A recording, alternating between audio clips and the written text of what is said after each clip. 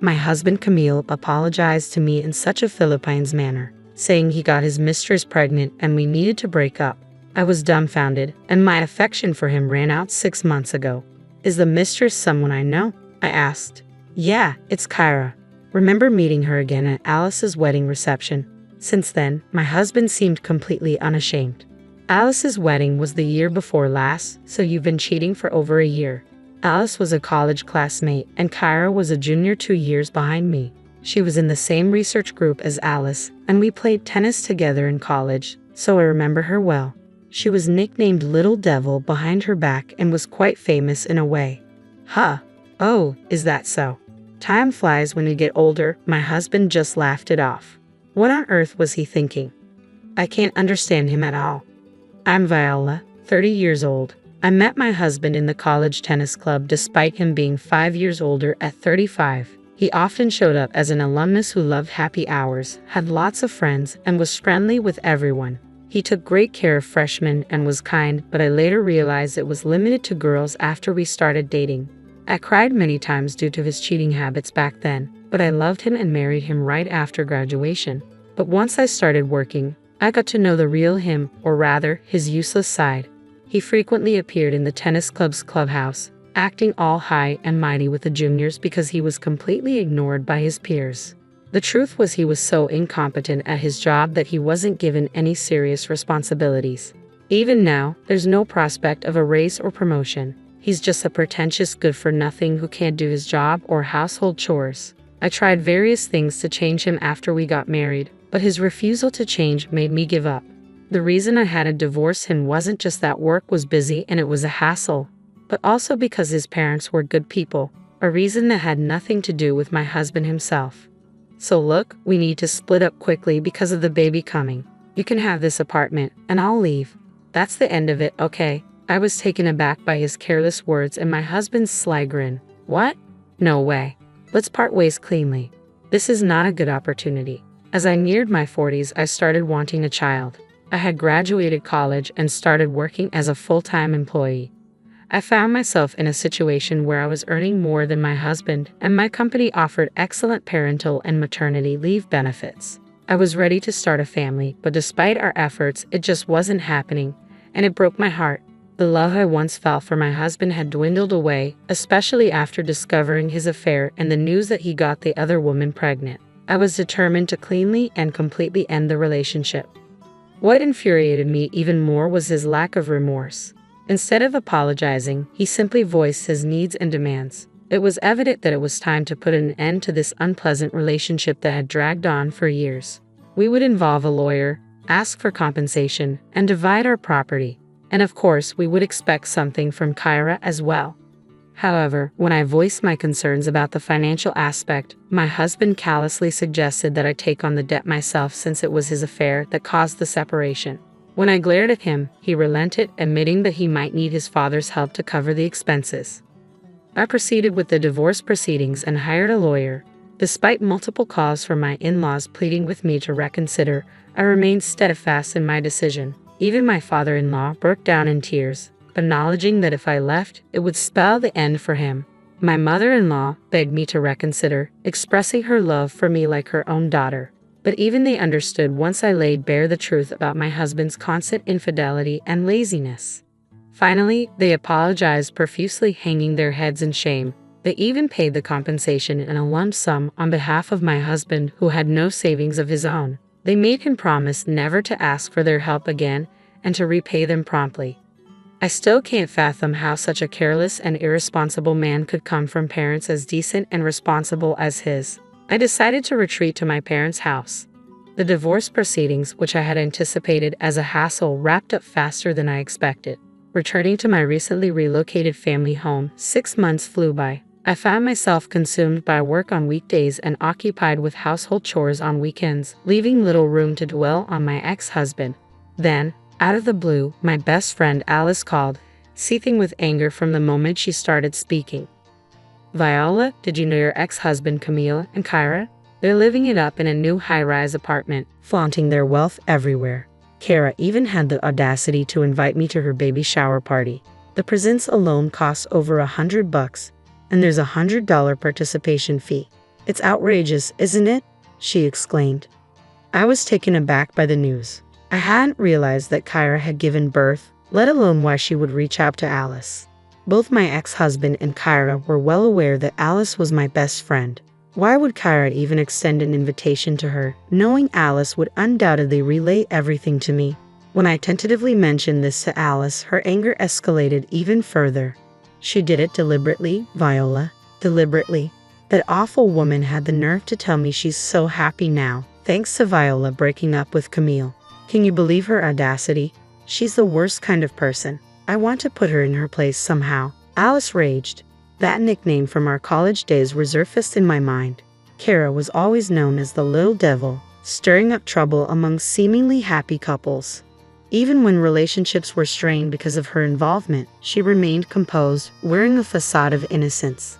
If a couple splits up just because someone else shows interest, it wasn't true love to begin with, right? They would have broken up eventually anyway, so what's the harm? She'd say, her words dripping with sugary sweetness, all the while smirking knowingly. I felt a pang of pity for Kyra, realizing she might never have experienced genuine love. Despite this, I knew better than to involve myself with her, so I made the conscious decision to keep my distance, at least for the time being. Kara didn't matter much to me. There was something else that demanded my attention. Alice. There's only one newly constructed high-rise apartment building, right? Have you heard anything about them moving in? I asked Alice, seeking any information she might have. I've never met them, Alice quickly replied, but apparently it was very recent. They'd been boasting about securing a spot. Fortunately, someone who had bought one of the units had to relocate for work and put it back on the market without moving in. Ah, that makes sense, I nodded, processing the information. So, your moving day is Sunday, right? The baby shower party is on Saturday. You'll only need to be cautious for one day. There are multiple elevators, and they might use different entrances. You're right, we haven't crossed paths so far, so it should be fine. Alice concurred. We live together, but unexpected situations can still arise. As fate would have it, an unexpected situation did indeed unfold on Saturday. While waiting for the elevator on the first floor, I found myself face to face with my ex-husband and Kyra as they stepped out of the elevator. Hey, Viola, what are you doing here? My ex-husband spoke first, with Kyra chiming in. Viola, are you here to celebrate with us? You must be eager to see our adorable baby, aren't you? Kyra's voice was cheerful, her smile radiant, but her eyes betrayed a different story. They held no hint of amusement. What? Seriously, did you come to crash the party without an invitation? My ex-husband interjected, his tone incredulous. To scope out the high-rise apartment or catch a glimpse of our little prince. The casual reference to the baby as both baby and prince grated on my nerves. That's not it, I retorted coolly. I was just waiting for the elevator. I responded, consciously switching to a polite tone midway through the conversation. Camille was now my ex, essentially a stranger, and I didn't want to create a scene. Ha, so you're planning to visit my house after all? Camille remarked with a hint of amusement. You're so silly, Viola. Stop being stubborn. Perhaps you're just envious of our luxurious high-rise apartment and our adorable little prince. Do you still harbor feelings for me? Are you feeling lonely and longing to see me again? Camille, that's not acceptable, I interjected firmly. Regardless of any lingering emotions you think I may have, you're now married to Kyra. It's inappropriate for me to barge into your home uninvited. And as for jealousy, Kyra, you're mistaken, but I appreciate your concern. Camille continued, dismissing my words. Sorry, Viola, but Kyra and our son are our top priorities now. You're not welcome here. As I listened to their conversation, I couldn't help but feel perplexed. It had been 6 months since I last saw my ex-husband, and yet his mindset remained as irrational as ever. Kara's attitude was equally baffling. It dawned on me that my cheating ex-husband and his new partner were a perfect match in their own peculiar way. Reflecting on it, I regretted wasting my precious 20s on Camille. I'm utterly ashamed of my past with Camille, wishing to bury those memories deep in darkness. If only I had ended things sooner without making excuses, I wouldn't have to endure this nonsense from my ex-husband and his partner. My words seemed to strike a nerve with Camille, who retorted, What's that? You're really lacking charm. Learn from Kyra. Even her jealousy is endearing. She's just given birth, yet she still takes the effort to look stylish for me. Don't you find her admirable? Not at all embarrassed, I replied calmly. I was simply going to the grocery store. I was dressed in a plain white t-shirt and jeans, clean and presentable. That's the problem. I grew tired of your simplicity. Camille snapped. Enough already. We have nothing to do with each other. Just go home. Annoyed by his dismissive tone, I retorted, actually, this is my home. Seeing their disbelief, I had to explain. I've been living with my parents in this high-rise apartment for 6 months now. My father was approached by salespeople when talks of selling the land he owns arose. They suggested that living in a high-rise would be more convenient, especially as he's getting older. While it's not entirely our land, we received a substantial sum from selling it. During negotiations, we were able to move into one of the higher floors for much less than market value. Camille was taken aback. You're landowners with that much money. If I had known, I wouldn't have agreed to the divorce. Give me back the compensation money. There's no need for a property settlement, I replied firmly. The compensation was a result of your affair, and the property settlement was a matter between us as a married couple. As I spoke, I noticed Kyra mumbling to herself, her silence speaking volumes. I caught it. I can't believe Viola is living in a high-rise. I thought I had totally won, Kyra exclaimed, shooting me a glare. But Viola, you don't have a baby or a loving partner, do you? I haven't lost yet. Look, Kyra, I was never competing with you, I replied calmly. In fact, I'm thankful to you for giving me the opportunity to break up with Camille. Oh, and I'm moving out of my house tomorrow, so I don't think we'll see each other again. What? Why? You just moved into a high-rise, they both exclaimed in surprise. I shrugged, explaining, maybe it's a matter of different values. It just wasn't a good fit for my family. I found living in a high-rise unsuitable for hanging laundry outside. There are no balconies on the higher floors for safety, and only some windows can be opened. It wasn't suitable for my mother and me, who preferred drying laundry and bedding in natural sunlight and wind without using a dryer. Plus, the intense sunlight made it too hot even with the air conditioning on. The building also shakes quite a bit during even a magnitude 3 earthquake. It's designed to sway to prevent collapse, and the higher floors shake more. It was terrifying. Most stressful of all was the daily elevator ride. It gets crowded during the morning commute, and it takes time since it stops on each floor. The advertised 3-minute walk from the station felt much longer in the elevator. We were too bothered by the drawbacks unique to high-rise living, so we decided to move to a regular house with a garden. After all, luckily, our apartment sold quickly at almost the same price we bought it for. As I finished explaining, both my ex-husband and Kyra grinned. So we'll never see each other again. So, a high-rise wasn't suitable for commoners like you. It's more suited for an elite celebrity family like mine, Kyra remarked sarcastically.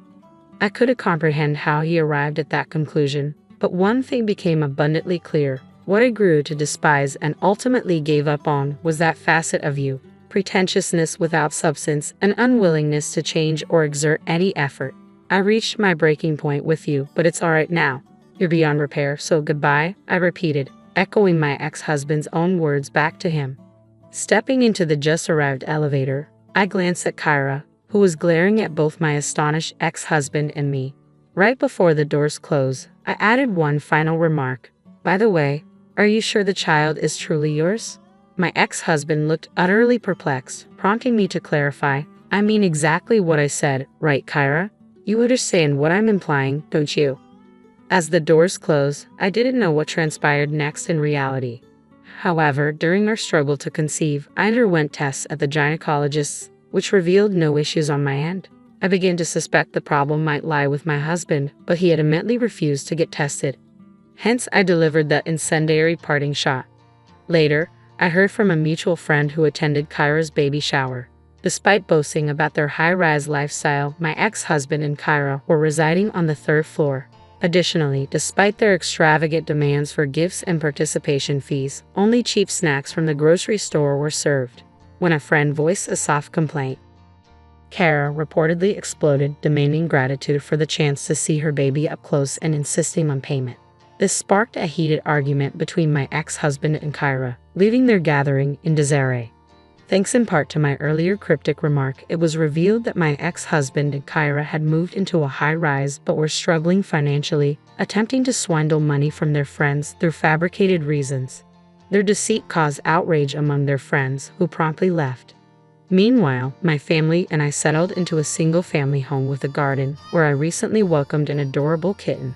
Our former high-rise was embroiled in controversy due to significant defects and illegal construction methods, making it unsellable. Reflecting on our situation, we realized we were unexpectedly fortunate.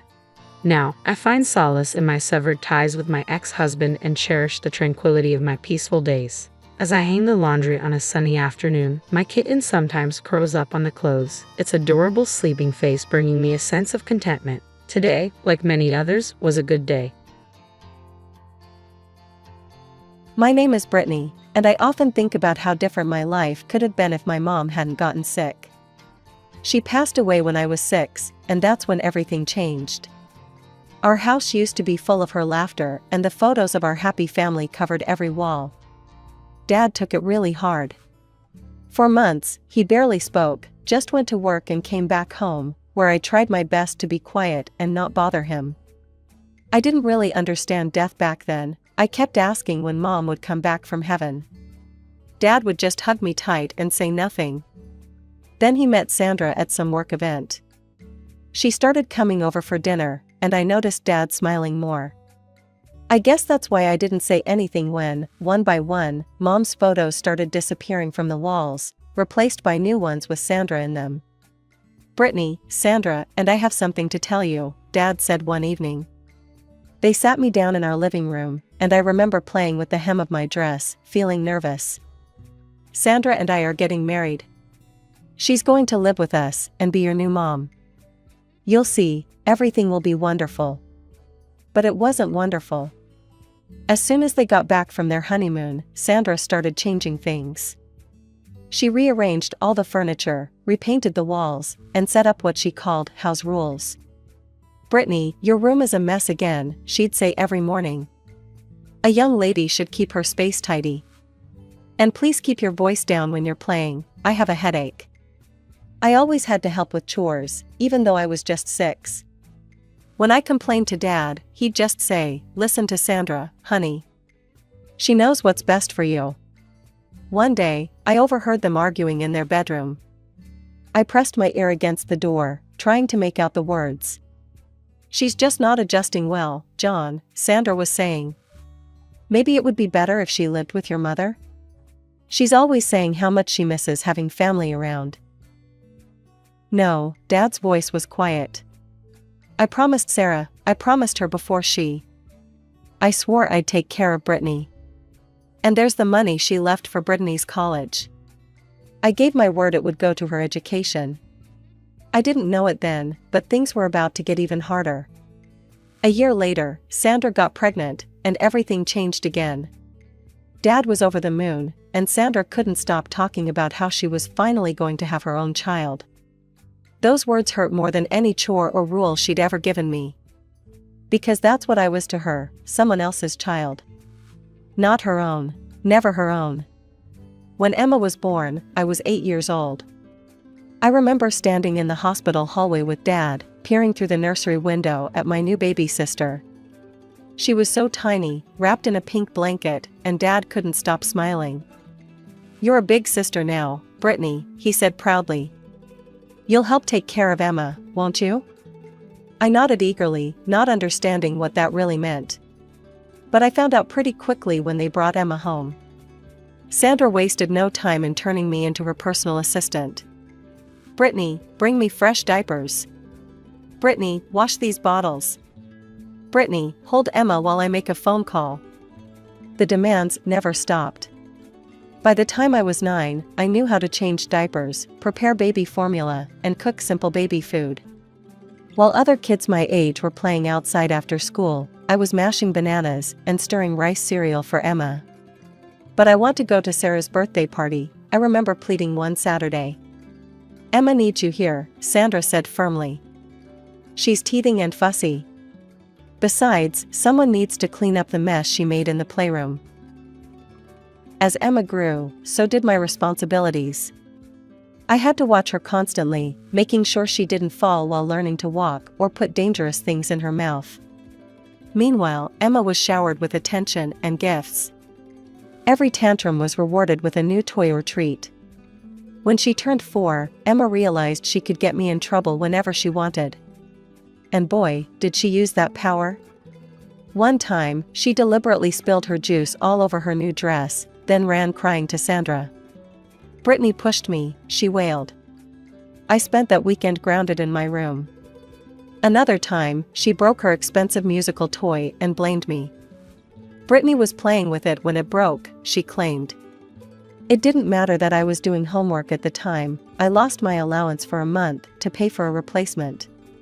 The worst was when she cut up her own party dress with scissors, then hid the scissors in my backpack. Sandra found them during one of her room inspections. "How could you be so jealous?" Sandra yelled at me. "Do you know how much that dress cost?" But I didn't, I tried to explain. "Go to your room," Dad interrupted. "We'll discuss your punishment later."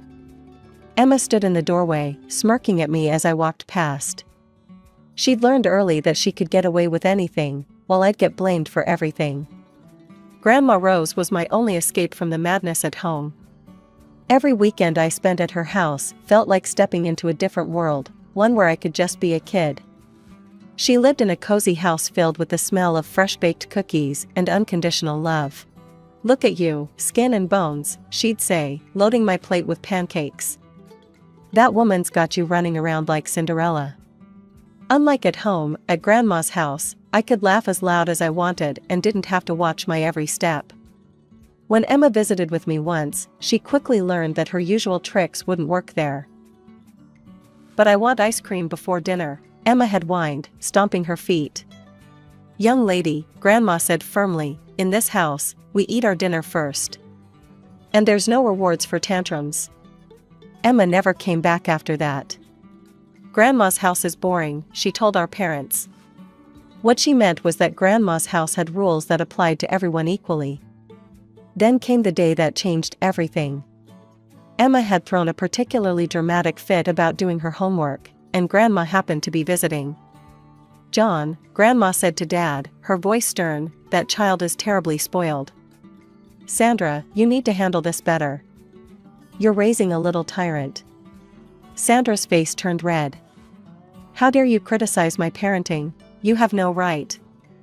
"I have every right when I see my granddaughters being treated so differently," Grandma shot back. "Look at what you're doing to Brittany." That night, I heard more shouting from downstairs.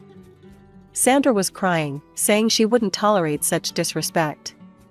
Dad, as usual, took her side. The next day, Sandra announced that we would no longer be visiting Grandma Rose. "But that's not fair," I protested. "Life isn't fair," Sandra snapped. "And if I catch you trying to contact her, you'll be grounded until college." College. That word became my lifeline during the next couple of years. I threw myself into studying, counting down the days until graduation. Mom had left money for my education. I'd overheard Dad talking about it enough times. That money was my ticket out.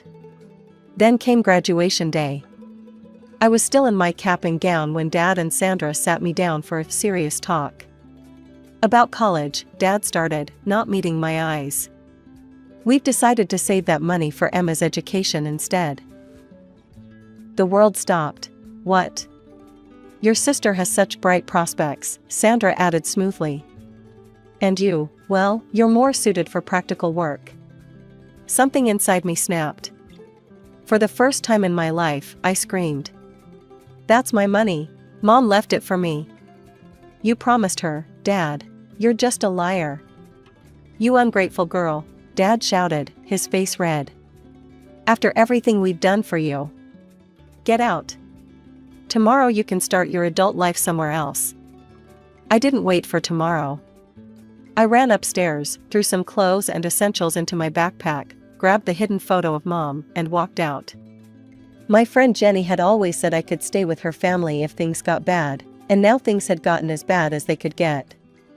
Life as a waitress wasn't what I'd dreamed of doing after high school, but it paid the bills, barely. I started at the Silver Spoon, a busy downtown restaurant, working double shifts whenever I could. My feet ached every night, and I smelled like French fries and burger grease, but at least I was free. Jenny's parents were amazing, letting me stay with them for those first few months. But I knew I couldn't impose forever. That's when I met Maria, another waitress at the restaurant, who was looking for a roommate. The apartment's tiny, she warned me, and the neighbors are loud, but it's cheap.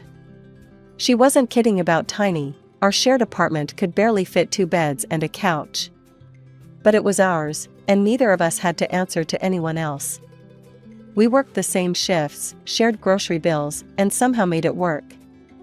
Any plans for school?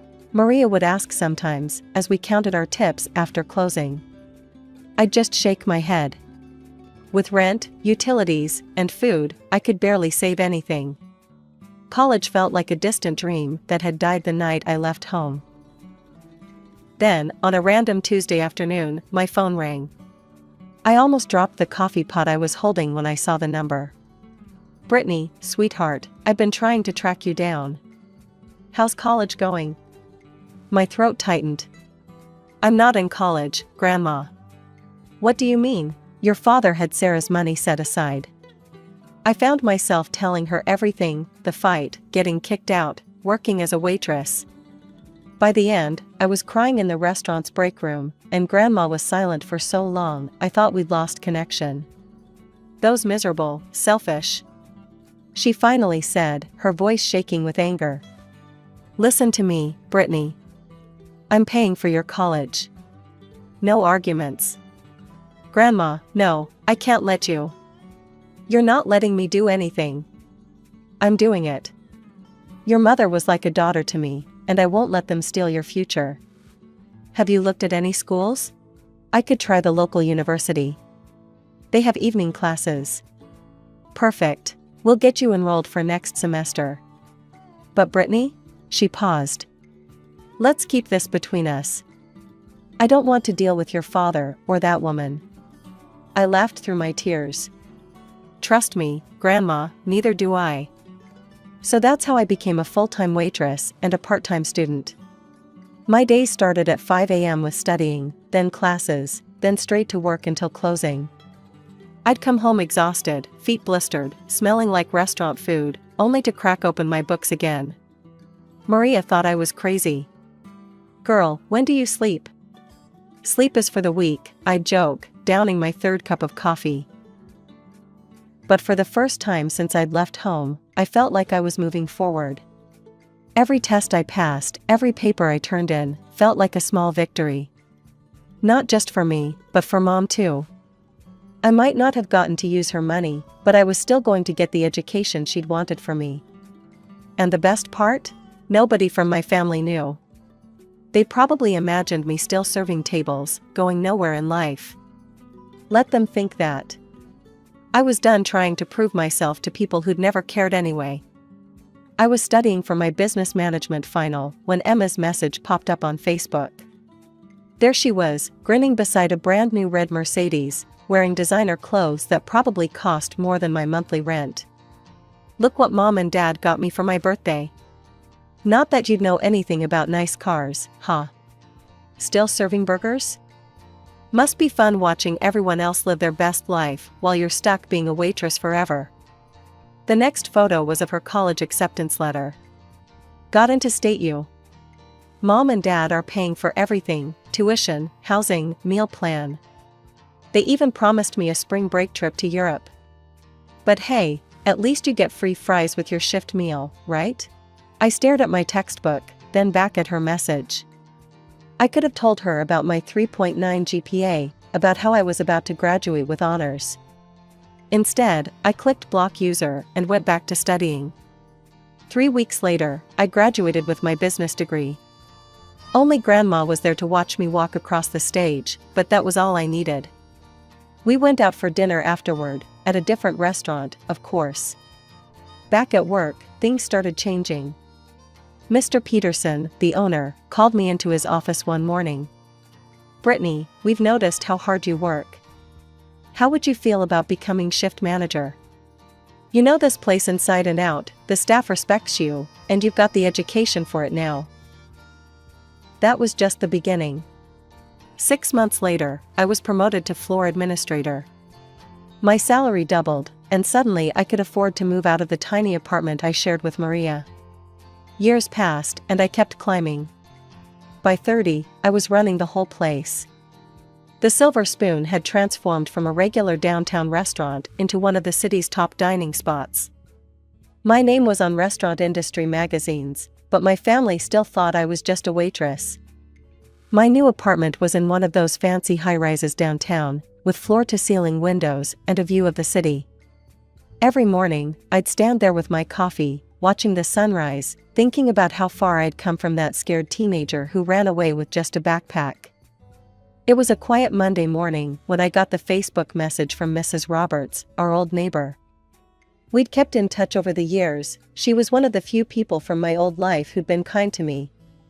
She'd often slipped me cookies when Sandra was being particularly harsh, and once even helped me hide my mom's photo album when Sandra wanted to throw it away. "Brittany, honey, I thought you should know. Emma's graduating next week, and she's planning something nasty. She's made reservations at the Silver Spoon. She knows you work there. She's been bragging to everyone about how she's going to have you wait on her table. Says it'll be hilarious to have her college dropout sister serve her graduation party. She's invited all her snobby friends and even some of our old neighbors. She's been telling everyone how she's going to show them what a failure you turned out to be. I thought you should know." I sat back in my leather office chair, looking out over the restaurant floor, through the one-way glass. The lunch rush was just beginning, and I watched my well-trained staff move efficiently between tables, like a perfectly choreographed dance. A slow smile spread across my face as I opened our reservation system. Sure enough, there it was, Emma Wilson, party of 15, Saturday 7 p.m., graduation celebration. She'd even added a special note requesting the best table in the house, price is no object. My fingers hovered over the keyboard. I could cancel it. One click, and their reservation would disappear. I could have Janet call with some excuse about a plumbing emergency or a double booking. But no, I had a better idea. I picked up my phone and called Grandma, who answered on the second ring.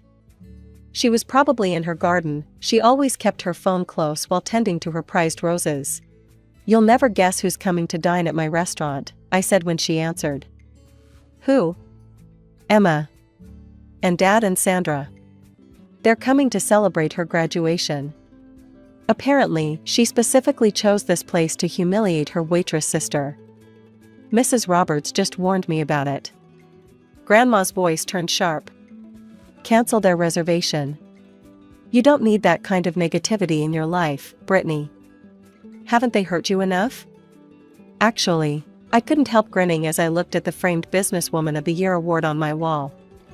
"I have a better idea. How would you like to come to dinner that night? I'll give you the best table in the house, behind the marble column by the waterfall wall. You'll be able to see everything, but they won't see you." There was a pause, then Grandma started laughing, that deep, mischievous laugh that always meant trouble when I was growing up. "Oh, you devious girl. Count me in. Should I wear my pearls for the occasion? Perfect. I'll have Carlos make your favorite chocolate souffle. He's been practicing that new raspberry sauce you liked last time." "I'll bring my camera," Grandma chuckled. "This is going to be better than those reality TV shows you used to watch." After we hung up, I called in my assistant. "Janet, clear my schedule for next Saturday evening. And make sure the staff knows I'll be handling a special table personally." "Of course, Ms. Wilson." "Anything else?" "Yes," I smiled, running my finger along the spine of my business management degree diploma hanging on the wall. "Make sure we have our finest champagne chilled.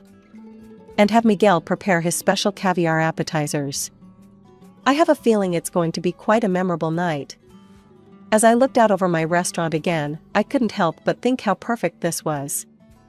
Emma had always loved her little power plays, her attempts to humiliate me. Well, this time, she was walking right into my territory. And I was ready. Saturday evening arrived, and the restaurant was buzzing with its usual weekend energy. I watched from my office as my sister's party arrived, Emma in a designer dress that probably cost more than most people's monthly salary, Sandra in her typical overdone makeup, and Dad looking older than I remembered. They were surrounded by Emma's friends, all dressed to impress. I could see Grandma at her hidden table, pretending to read the menu while watching everything. She gave me a subtle wink when I passed by. "Excuse me," Emma's loud voice carried across the restaurant. "I specifically requested my sister, Brittany, as our server." "Where is she?" I smoothed down my tailored suit jacket and approached their table. Emma's face lit up with malicious delight when she saw me. "Oh my God, everyone, this is my sister I was telling you about." She gestured at me like I was some exhibit at a zoo. Still a waitress after all these years. I mean, I just graduated from State U, and she's still carrying plates. The table erupted in laughter, led by Emma. Dad chuckled too, though he couldn't quite meet my eyes. Sandra just sat there with that superior smirk I remembered so well. "Look at her clothes," Emma stage whispered to her friends. "I guess that's what you can afford on a waitress's salary." I stood there in my Armani suit, letting them laugh. The irony wasn't lost on me. "What can I get for you this evening?" I asked professionally. Emma made a show of studying the menu. "Well, since you asked, I'll have the lobster thermidor." "Oh wait." She looked up with fake concern. "Can you even afford to eat at a place like this? Do you know what lobster is?" More forced laughter from her friends, though some were starting to look uncomfortable. And after dinner, Emma continued, her voice dripping with contempt, "I want you to personally wash our dishes. I'll even give you a nice tip, maybe you can buy yourself some decent clothes for once." I could see Grandma gripping her table's edge so hard her knuckles were white. Some of the guests were whispering among themselves, clearly embarrassed by Emma's behavior. Sandra finally spoke up, her voice cold.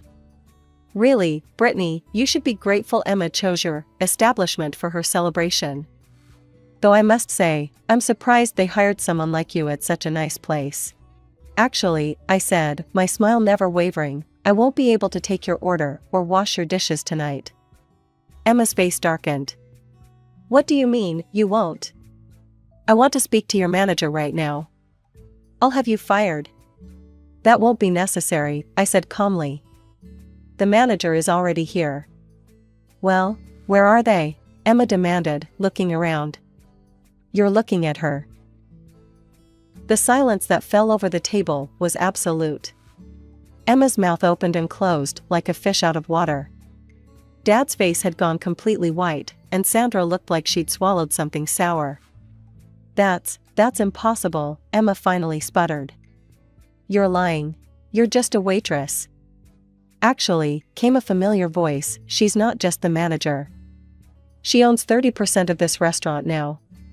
Grandma rose from her hidden table and walked over, her heels clicking on the marble floor. The look she gave Dad could have frozen hell over. "While you were busy spoiling one daughter and crushing the other, I put Brittany through college. She worked here as a waitress during the day and studied business management at night. Every single success she has, she earned herself." Emma jumped up, her face red. "That's not fair. You're lying." "She's nothing but a successful businesswoman who owns part of one of the city's most prestigious restaurants," Grandma cut in. "Who bought her own luxury apartment while you're still living off Daddy's money." "Is that what you were going to say?"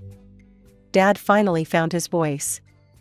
"Mom, Don't you dare, Mom me, John Wilson," Grandma snapped. "You let that woman turn you against your own daughter. You gave away Brittany's college money her mother left specifically for her. Well, guess what? I'm making things right. I've already changed my will. Everything I own goes to Brittany. Every penny." Sandra shot up from her chair. "You can't do that. Emma is your granddaughter too." "Emma has had everything handed to her on a silver platter her entire life," Grandma replied coldly. "She doesn't need my money, though from what I've seen tonight, she could use some basic human decency." Emma completely lost it. She grabbed her wine glass and hurled it across the table, shattering plates and sending food flying. "This isn't fair. You're all just jealous of me." "Security," I called calmly. Two men in black suits appeared instantly. "Please escort these people out." "You can't throw us out," Sandra screamed. "Do you know who we are?" "Yes, I do," I replied. "You're trespassers causing a disturbance in my restaurant. Leave now, or I'll call the police and press charges for the damage to my property." Emma tried to grab another plate, but one of the security guards caught her arm. Dad just stood there, looking lost, as they were all led to the door. "Brittany," he called back weakly. "Please, can we talk?" I turned my back and walked away. Over the next few months, he tried everything: calls, emails, even showing up at the restaurant once. I had security turn him away. That was 5 years ago. The Silver Spoon is now the top-rated restaurant in the city, and I've opened 2 more locations. Grandma kept her word about the will, though thankfully she's still going strong at 75, tending her garden and coming to the restaurant every Sunday for her chocolate soufflé. Last week, I got another message from Emma. Something about how she's changed and wants to make amends. I did what I always do with messages from that part of my life, hit delete and went back to work. Some chapters are better left closed. My name is Maya Richardson, and I grew up watching my parents build their sports nutrition empire from the ground up. Some might think being born into a wealthy family meant a life of luxury and ease, but that couldn't be further from the truth. My parents, especially my father, made sure I understood the value of hard work from day one. I can still remember the first time Dad brought me to the office. I was 7, wearing my favorite blue dress with tiny flowers, trying to look as professional as a second grader could. "Maya," he said, setting me up at a small desk near his office, "one day, all of this might be yours. But you'll have to earn it, just like I did." Those words shaped my entire childhood. While other kids spent their summers by the pool, I was learning about inventory management and customer service. Mom sometimes worried I was missing out on being a kid, but I loved every minute of it. The company, Richardson Nutrition, became my second home. College flew by in a blur of business classes and internships at Dad's company. I worked in every department, starting from the warehouse up. No special treatment, that was our deal. The employees who'd known me since childhood watched with approval as I learned the ropes from the ground up. After graduation, I dove headfirst into my role at the company. My days were packed with meetings, reports, and strategy sessions. Dating? That was a foreign concept. My college roommate Sarah used to joke that I was married to my job. Everything changed at the company's annual holiday party. I was running late, as usual, having stayed behind to finish some quarterly reports. When I finally arrived at the venue, the party was in full swing. That's when I saw him, James Cooper, from our Denver branch. Tall, with warm brown eyes and an easy smile that made the exhaustion of my 14-hour workday melt away. "You must be Maya," he said, extending his hand. "I've heard so much about you." "All good things, I hope?" I laughed, accepting his handshake. "The best. Though they didn't mention you were beautiful." That night, we talked for hours. About work, about family, about our dreams. He seemed to understand me in a way no one else had. When he asked for my number at the end of the night, my heart did a little flip.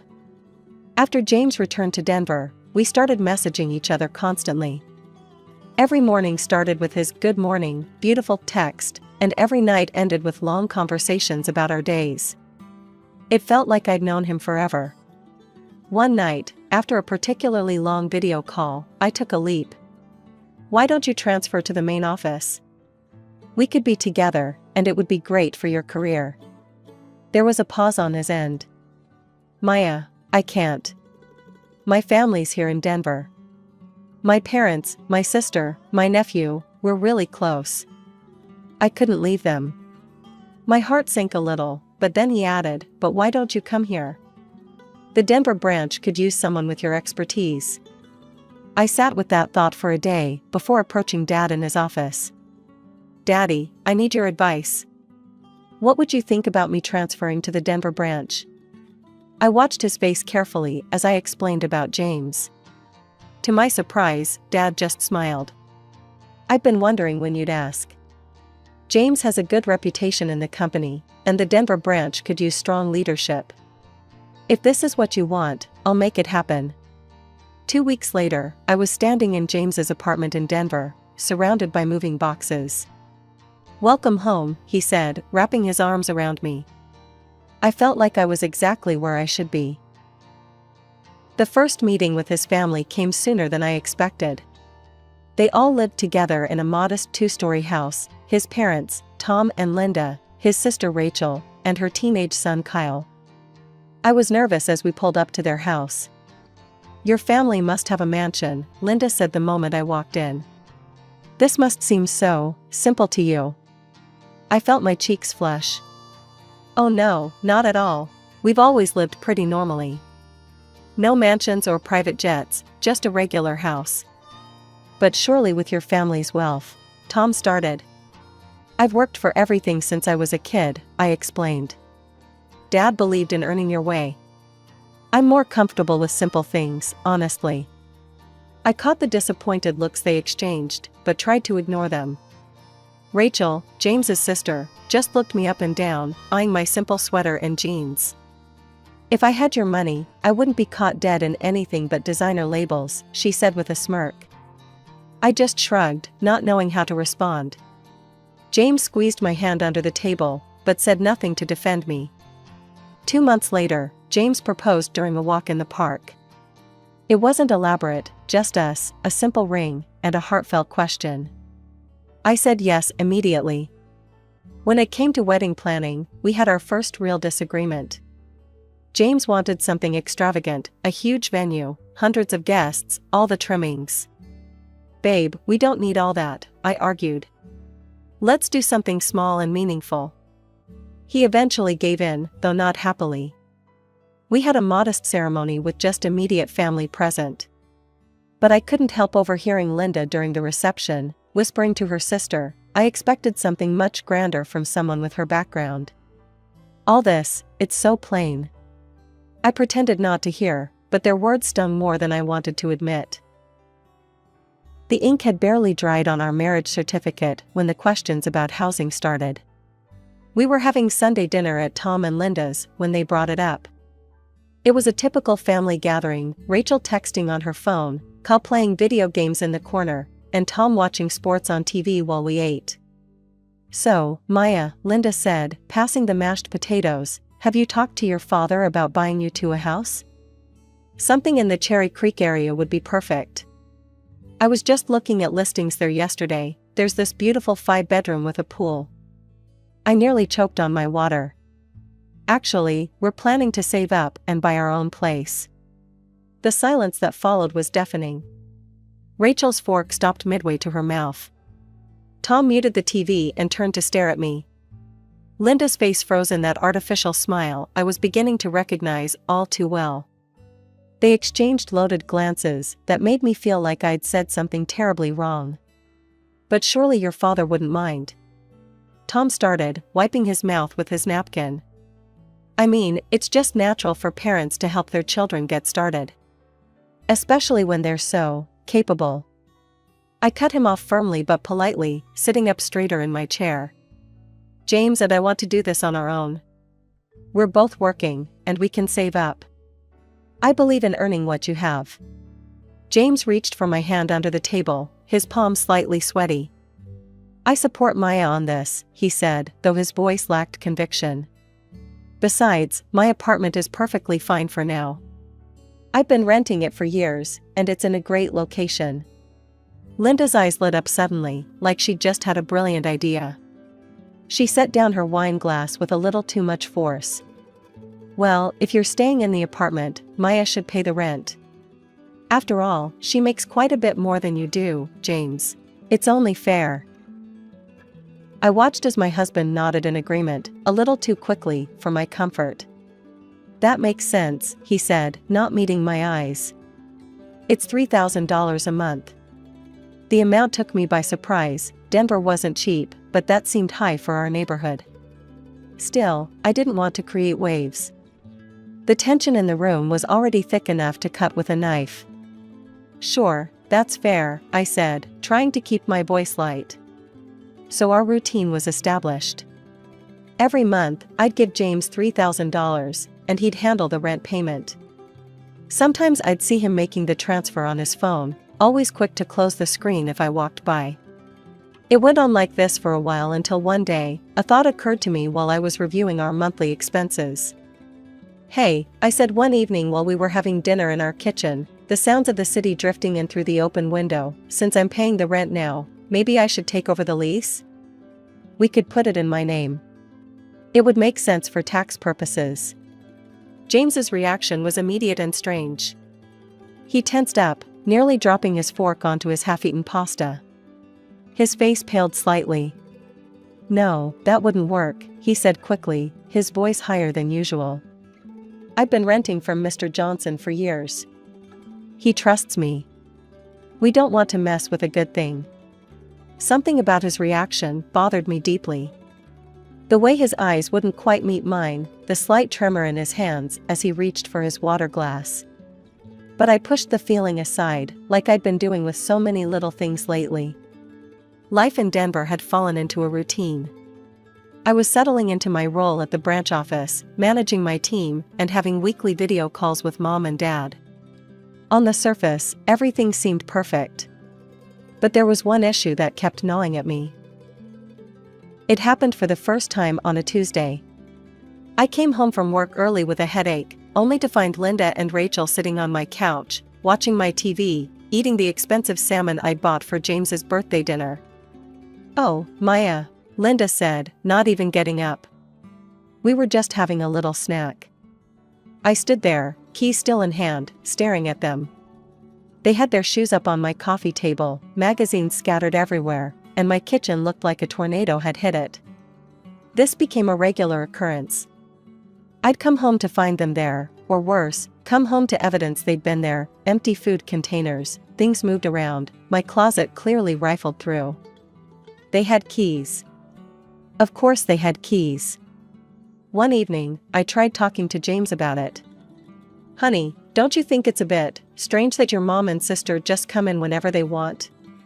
He barely looked up from his phone. "They're family, Maya. You're being dramatic, just calm down." But I couldn't calm down. Not when I found them going through my personal papers one afternoon, giggling over my diary from college that they'd discovered in a box I hadn't unpacked yet. "We need to talk," I said firmly, my hands shaking slightly. "This isn't okay. You can't just come into our home without asking. You can't go through our things." Linda's face crumpled instantly. Tears sprang to her eyes like someone had turned on a faucet. "How dare you," she wailed. "After everything we've done to welcome you into our family. I knew you were too good for us, with your fancy background." As if on cue, James walked in. He took in the scene, his mother sobbing, Rachel glaring at me, and me standing there in shock. "What did you do?" he demanded, rushing to his mother's side. "She's trying to keep us away from you," Linda cried into his shoulder. "She says we're not welcome here anymore." "That's not what I started," but James cut me off. "How could you treat them like this? They're my family." After they left, James turned on me. His face was hard in a way I'd never seen before. "You need to fix this," he said. "Buy them something nice, really nice, and apologize." The next day, I went shopping after work. I bought Linda a designer handbag she'd been hinting about, and Rachel a pair of expensive boots. My hands felt dirty as I wrapped them. When I delivered the gifts to their house, they accepted them with smug smiles. "We knew you'd come around," Linda said, not even looking at me as she examined the handbag. "These will do," Rachel added, trying on the boots. That night, James finally spoke to me again. "See, was that so hard?" he asked, kissing my cheek. But something had changed. Something I couldn't quite put my finger on yet. After the boundary incident, things got worse in ways I hadn't imagined possible. Linda and Rachel turned gift demanding into an art form. Every minor holiday became an occasion for expectations. "Maya, you know it's National Sisters' Day next week," Rachel would text. "I saw this beautiful Gucci bag. It's the anniversary of when I first held James as a baby," Linda would announce. "I think a spa weekend would be appropriate to mark the occasion." The requests were endless: Mother's Day, birthday, Christmas, Easter, Valentine's Day, Labor Day, Memorial Day, even Groundhog Day became an excuse. When I hesitated about buying Linda a $500 scarf for Arbor Day, she burst into tears during family dinner. "I guess some people just don't understand family loyalty," she sniffled, while Rachel patted her back. "Even after we've welcomed her so warmly." "Maya," James said later that night, "why do you have to be so difficult? They're your family now too." "But James, don't you think this is getting out of hand? Last week, your mom wanted a designer watch because it was National Ice Cream Day." He just shrugged. "If you can afford it, why not help family?" As if the situation wasn't stressful enough, Kyle, Rachel's 15-year-old son, started showing up at our apartment more frequently. At first, I tried to be understanding. All teenagers go through difficult phases, right? But Kyle took teenage attitude to new heights. One evening, I spent hours making my grandmother's special lasagna recipe. Kyle took one bite and pushed the plate away. "This is garbage," he declared. "Mom says you probably can't cook because you grew up with servants doing everything for you." I gripped my fork tighter. "Kyle, that's not appropriate." "Whatever," he cut me off. "I need $60 for the movies with my friends." When I refused, he kicked the kitchen chair. "You're loaded. Stop being such a miser. Mom says you're just playing poor to feel superior." That night, I tried talking to James about Kyle's behavior. We were getting ready for bed, and I was hoping he'd finally see reason. "Honey, Kyle was really disrespectful today. Could you maybe talk to him?" James didn't even look up from his phone. "You need to handle it yourself. Think of it as practice. We'll have our own kids someday. You need to learn how to deal with these situations." The next day, Kyle showed up again, loudly demanding money for a new video game. When I said no, he sprawled across our couch, turned the TV volume up to maximum, and started making pointed comments about fake humble rich people. I looked at my husband, hoping for support, but he just walked out of the room, leaving me alone with his smirking nephew. In that moment, standing in my own living room while a teenager openly disrespected me, I felt more alone than I ever had before. 2 years. It's amazing how much can change in 2 years. Or maybe how much you can convince yourself that things will get better if you just try hard enough, be patient enough, give enough. "I'm going to visit Mom and Dad this weekend," I told James over breakfast one morning. "Want to come?" He barely glanced up from his phone. "Can't. Promised Mom and Dad I'd help them with some stuff around the house." The drive to my parents' house was peaceful. Mom made my favorite lasagna, Dad told his terrible dad jokes, and for a few hours, I felt like myself again. Like the Maya who used to know exactly who she was and what she wanted. But life has a way of shattering peace into a million pieces. When I opened the door to our apartment Sunday evening, the stench hit me first: stale beer and pizza, and something worse. Empty cans littered every surface. Cigarette butts floated in half-empty Solo cups. Pizza boxes made a greasy tower on my coffee table. And there, sprawled across my living room like they owned it, were Kyle and 5 other teenagers, passed out among the wreckage of what had clearly been one hell of a party. "Get up," I shouted, my voice shaking with rage. "All of you, out. Now." The teenagers startled awake, scrambling to gather their things. All except Kyle, who stretched lazily and looked at me with that familiar smirk. Why should I leave? I live here now. I felt my blood pressure rising. "Excuse me?" "Had a fight with Mom and Grandma," he said, reaching for a half-empty beer can. "Decided this was better than their rules. Uncle James said I could crash here. We rent this apartment, We may have problems, I said through gritted teeth. Give me your keys. Now. Kyle laughed. Actually laughed. Rent this apartment? That's funny. This is Uncle James's apartment. Has been since great-grandpa left it to him. The room started spinning. What are you talking about? The apartment. It's his. Always has been. Got it when great-grandpa died 5 years ago. Everyone knows that. I couldn't speak, couldn't breathe. 2 years of rent payments. Every time I'd suggested putting the lease in my name, every time he'd dodged the question, every time he'd quickly hidden his phone when making the rent transfer.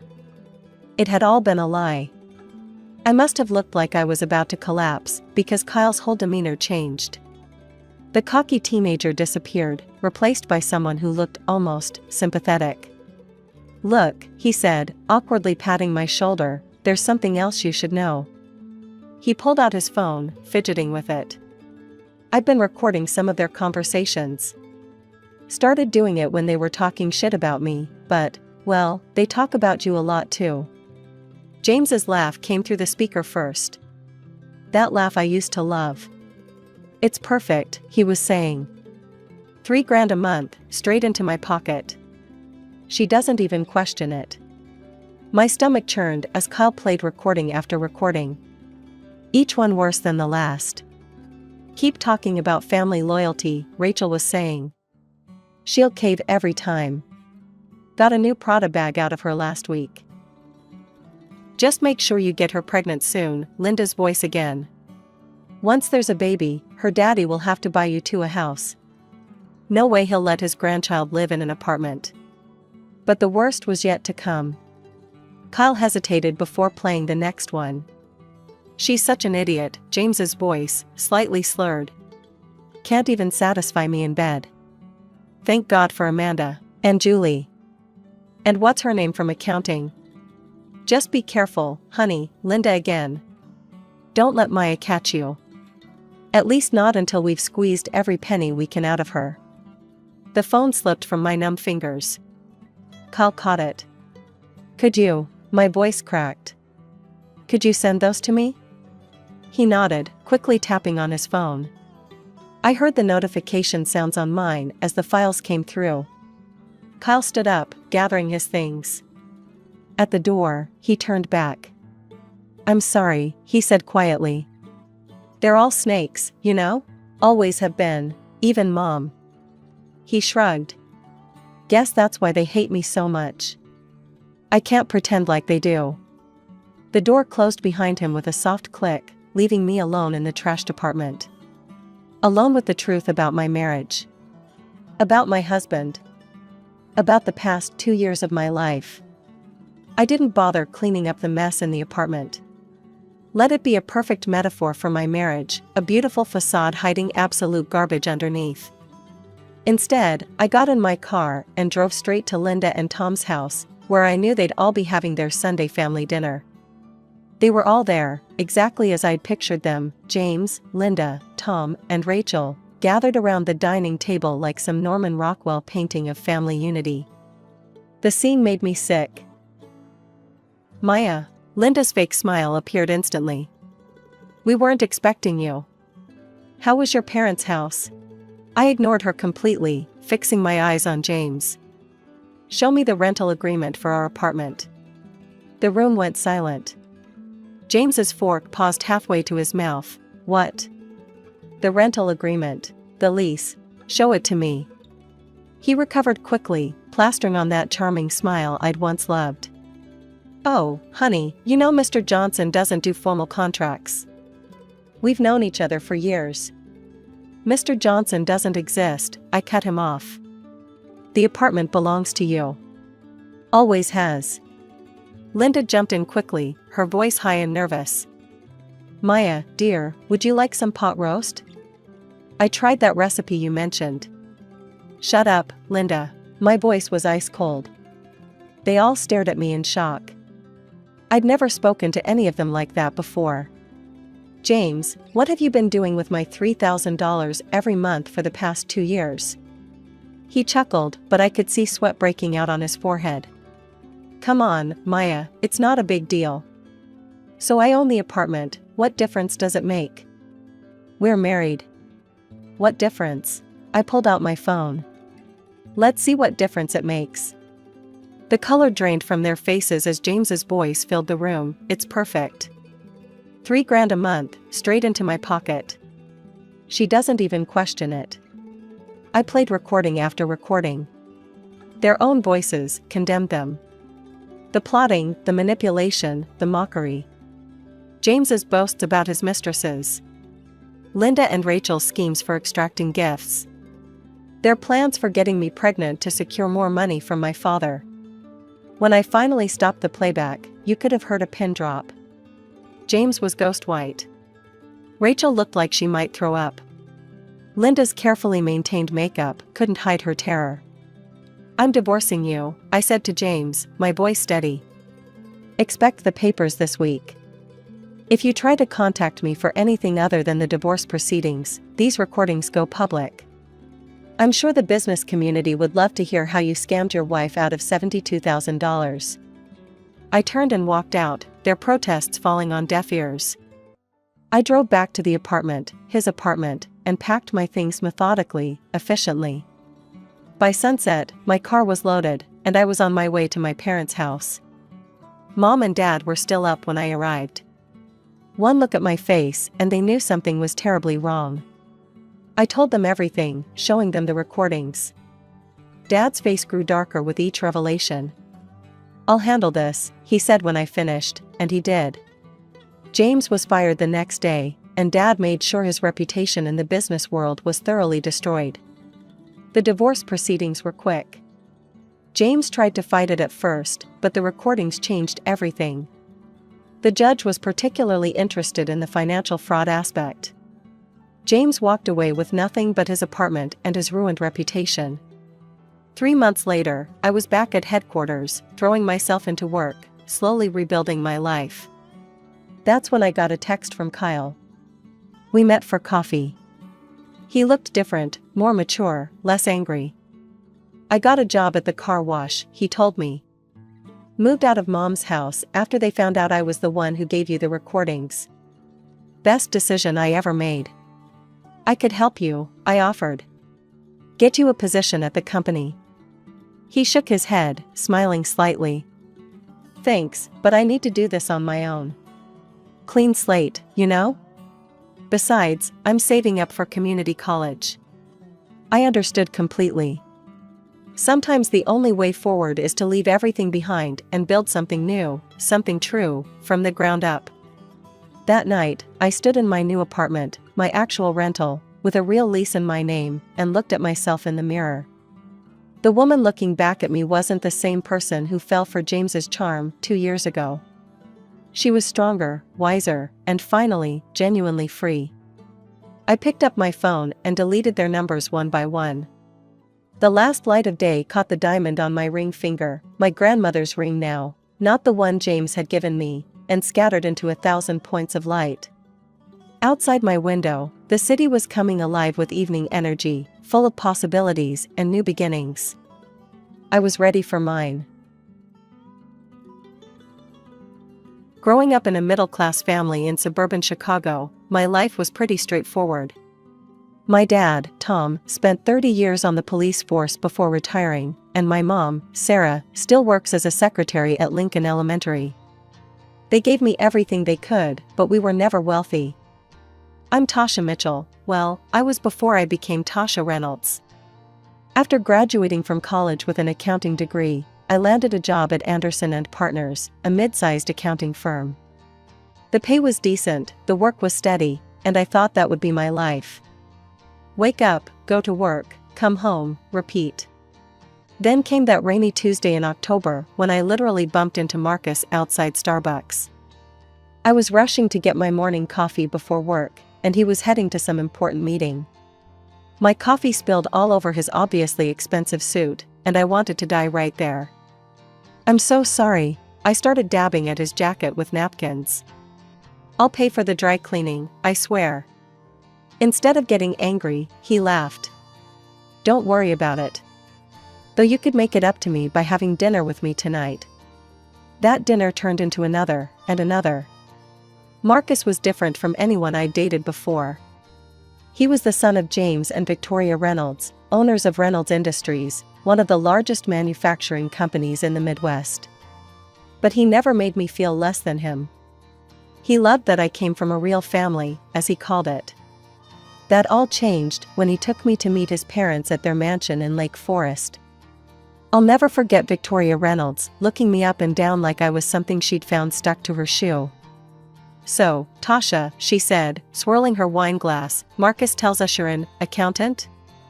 "Yes, I am," I replied, trying to keep my voice steady. "How practical," she said with a thin smile. "And your parents?" When I told her about my dad being a retired cop and my mom a school secretary, you'd think I'd said they were professional criminals. James Reynolds barely looked at me during dinner, speaking only to Marcus about work. When he proposed 3 months later, I said yes without hesitation. His parents attended our wedding with frozen smiles and stiff congratulations. I thought I could win them over with time. I thought love would be enough.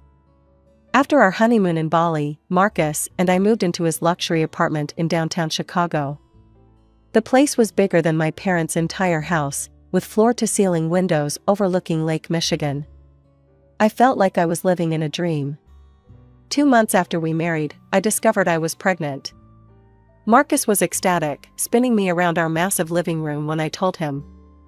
Even Victoria and James seemed to soften a little at the news, though Victoria couldn't resist saying, "Well, at least the child will have good breeding on one side." Our son, James Jr., Marcus insisted on naming him after his father, was born on a snowy December morning. The moment I held him, nothing else mattered, not Victoria's constant criticisms, not the whispers at Reynolds Industries parties about the accountant who married the boss's son. JJ, as we called him, was perfect. Those first 2 years were actually good. Marcus took to fatherhood like a natural, coming home early to play with JJ, reading him bedtime stories, taking us both to the park on weekends. He was thriving as financial director at Reynolds Industries, and I worked part-time from home as an accountant while taking care of JJ and our home. Victoria and James might not have liked me, but they doted on their grandson, showering him with expensive gifts and demanding regular visits. But somewhere around JJ's 3rd birthday, things started to change. Marcus began coming home later and later, always with the same excuse, "Big project at work, honey." You wouldn't understand. The man who used to rush home to see his son now barely made it for bedtime. Then came that Thursday when Victoria showed up unannounced at our apartment, her Hermes scarf perfectly arranged, despite the wind outside. "Would you care to explain," she said, walking in without waiting for an invitation, "why you weren't at the company's annual gala last night?" I stared at her, confused. "What gala?" "Don't play dumb, Tasha. The Reynolds Industries anniversary gala. Every executive and their wife was there, except you." My stomach dropped. I didn't know about any gala. Victoria's eyes narrowed. "Marcus said you weren't feeling well." "Are you telling me my son lied?" I waited up that night, sitting in our dark living room until Marcus came home at 11:30. He loosened his tie as he walked in, stopping short when he saw me. "Why didn't you tell me about the gala?" I asked quietly. He sighed, pouring himself a scotch. "Look, Tasha, let's be honest. You wouldn't have fit in. You're too simple for these events. The other executives' wives, they know how to carry themselves. They can discuss art and wine and summer homes in the Hamptons. What would you talk about? Your dad's police stories? Your mom's adventures in the school cafeteria?" I felt like he'd slapped me. "I'm your wife, Marcus. You're supposed to be proud of me, not ashamed." I was proud, Tasha. When we were dating, your simplicity was charming. But I'm the financial director now. I need a wife who can be more. I went to bed crying that night, telling myself he was just stressed from work, that things would get better. But deep down, I knew something had broken between us, something I wasn't sure could be fixed.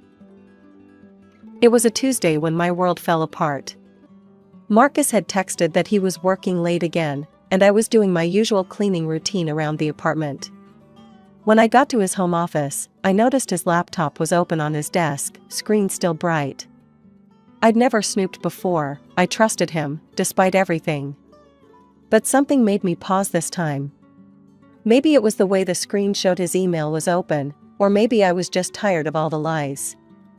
I sat down at his desk, and that's when I saw it, an email thread with someone named Sophia Loran. My hand shook as I started reading. There were hundreds of messages between them, going back months. Sophia was apparently a new marketing executive at Reynolds Industries, hired about a year ago. As I scrolled through their correspondence, my stomach turned. Had dinner with the village idiot again, Marcus had written. God, I can't believe I have to go home to her. Sophia's response, poor baby. Don't worry, I'll make it all better tomorrow. They talked about me like I was a joke, the simple-minded wife who didn't know her husband was sleeping with someone else.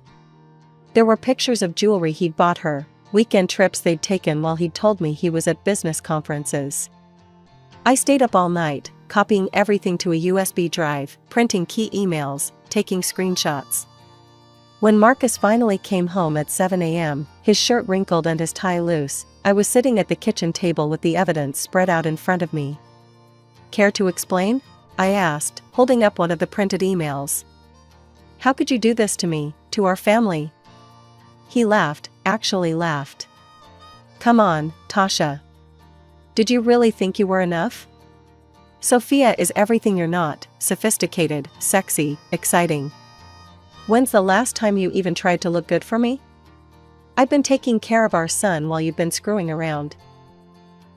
Look, he said, pouring himself a coffee like we were discussing the weather, here's how this is going to work. You'll stay my wife, on paper. It's better for my image at the company. Sophia understands. And hey, he added with a nasty grin, maybe I'll even find time for you occasionally. If you're lucky.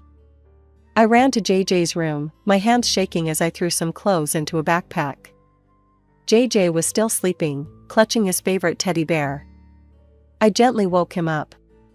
Baby, we're going to visit Grandma and Grandpa for a while, okay?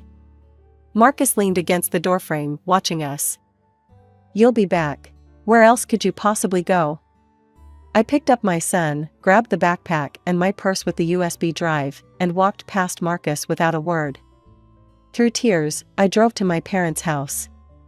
Mom opened the door in her bathrobe, took one look at my face, and pulled me into a hug. The divorce papers arrived 3 days after I left. Victoria Reynolds personally delivered them to my parents' front door, wearing a satisfied smirk. I always knew you weren't good enough for my son, she said, handing me the envelope. I'm just glad he finally realized it too. But what came next was worse than anything I'd imagined. Marcus wasn't just filing for divorce, he was suing for full custody of JJ. His lawyer filed papers claiming I was an unfit mother, painting a picture of me that was completely false. Your Honor, Marcus's expensive lawyer said during our first hearing, Mrs. Reynolds has exhibited increasingly erratic behavior over the past year. She drinks heavily, creates scenes of jealousy without cause, and has become unstable.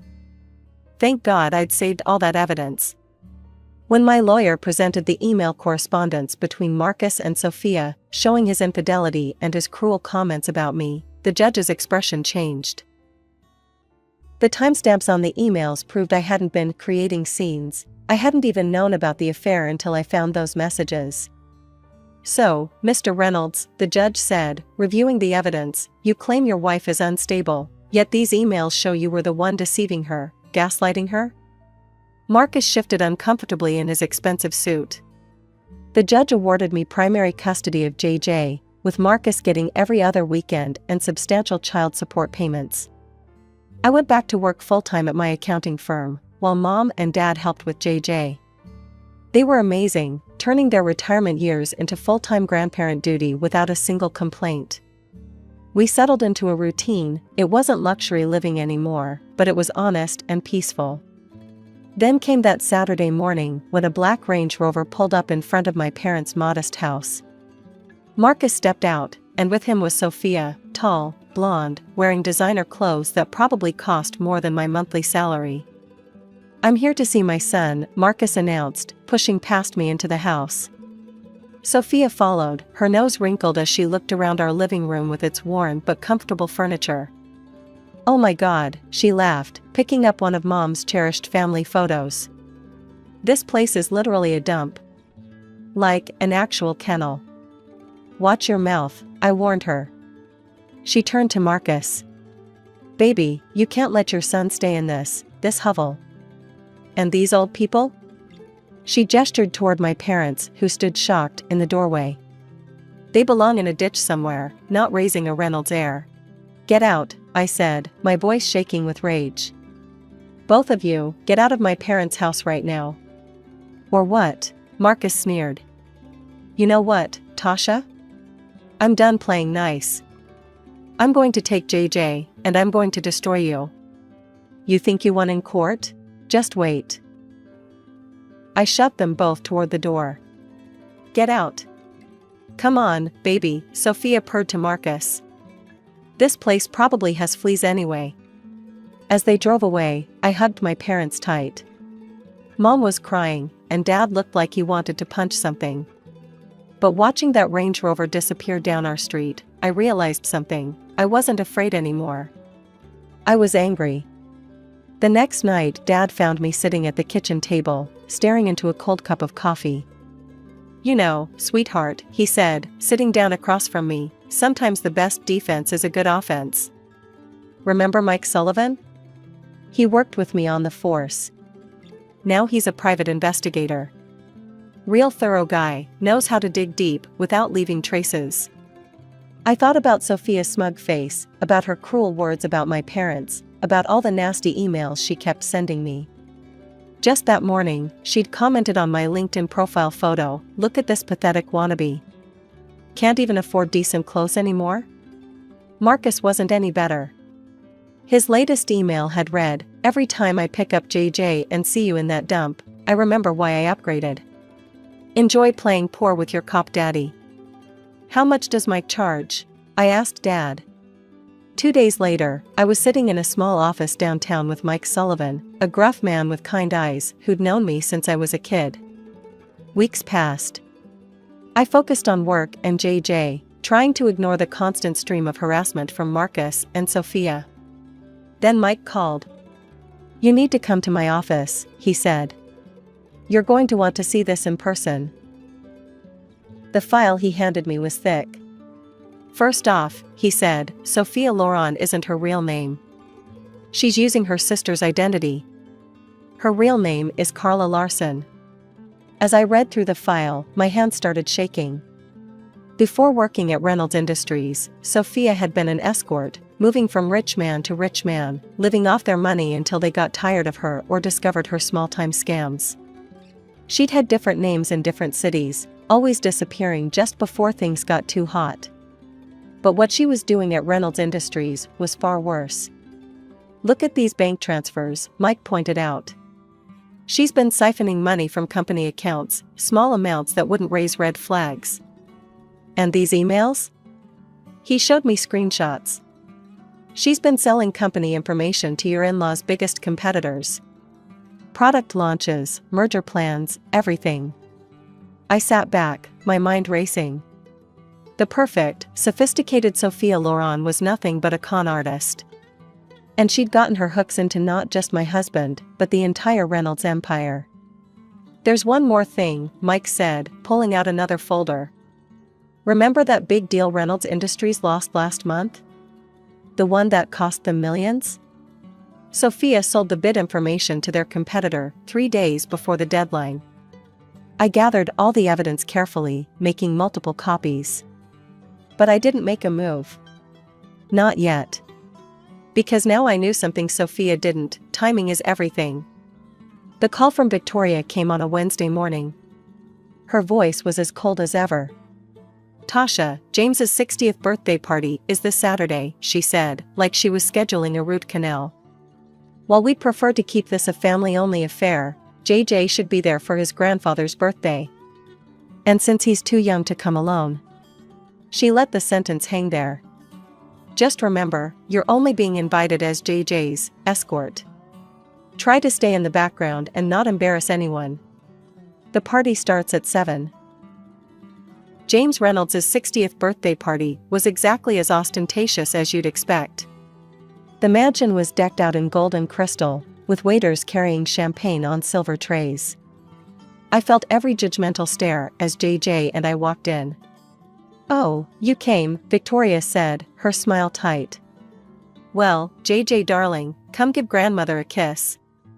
I stood awkwardly by the appetizer table, watching my son being paraded around like a show pony. The other guests either ignored me or whispered behind their hands.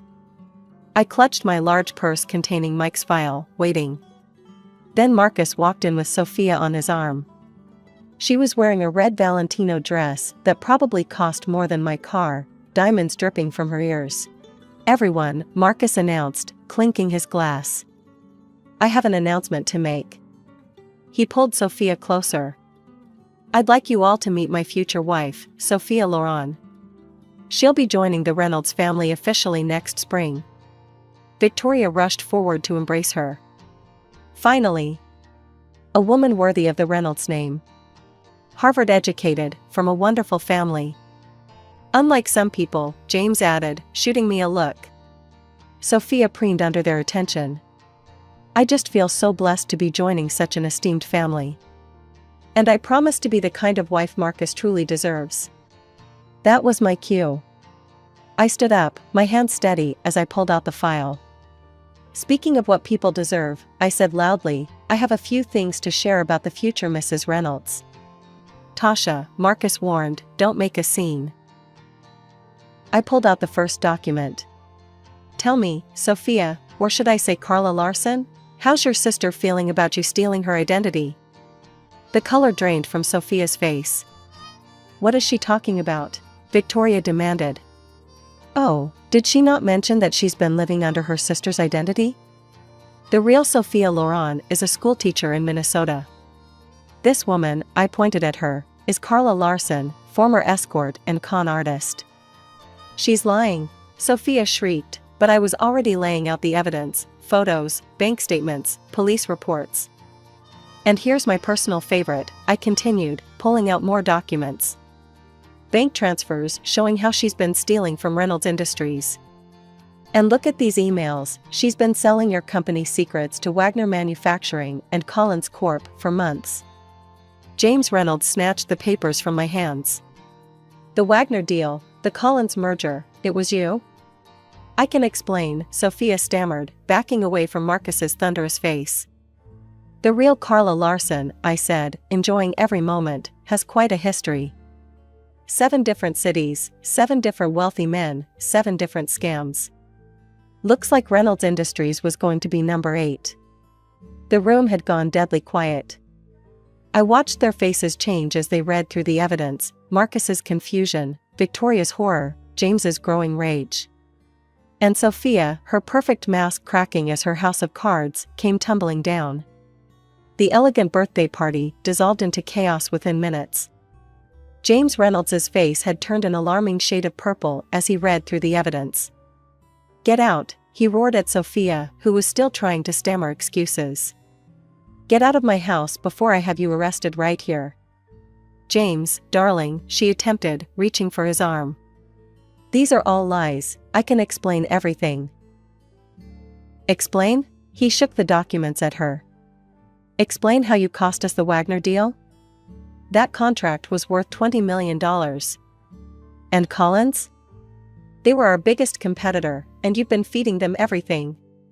Victoria, who'd been quietly reading through the escort service records, looked up with pure venom in her eyes. "You common prostitute," she hissed. "You thought you could con your way into our family?" Sophia backed toward the door, her designer heels clicking on the marble floor. "Marcus, baby, tell them." But Marcus looked like he might be sick, staring at the photos of Sophia, or Sophie, with various wealthy men over the years. "If you're not off my property in 30 seconds, James said, his voice deadly quiet, "I'm calling the police. And trust me, you'll be seeing plenty of our lawyers either way." After Sophia fled, James turned to his son. The party guests were pretending to be absorbed in their champagne, but everyone was watching. "You brought this woman into our company," James said. "Gave her access to confidential information. All because what? She was pretty? Had nice legs?" "Dad, I didn't know." "Exactly," James roared. "You didn't know? Didn't check? Just thought with your..." He glanced at JJ and modified his language, "with everything except your brain. You're fired, Marcus. Clear out your office by tomorrow." "But Dad..." "And that apartment you're living in? Company property. Find somewhere else to live." Victoria, who had been uncharacteristically quiet, suddenly turned to me. "Tasha," she said, and for the first time ever, her voice held genuine emotion. "We owe you an apology. A significant one. You saved our company from God knows how much damage." James nodded solemnly. "We were wrong about you. Very wrong.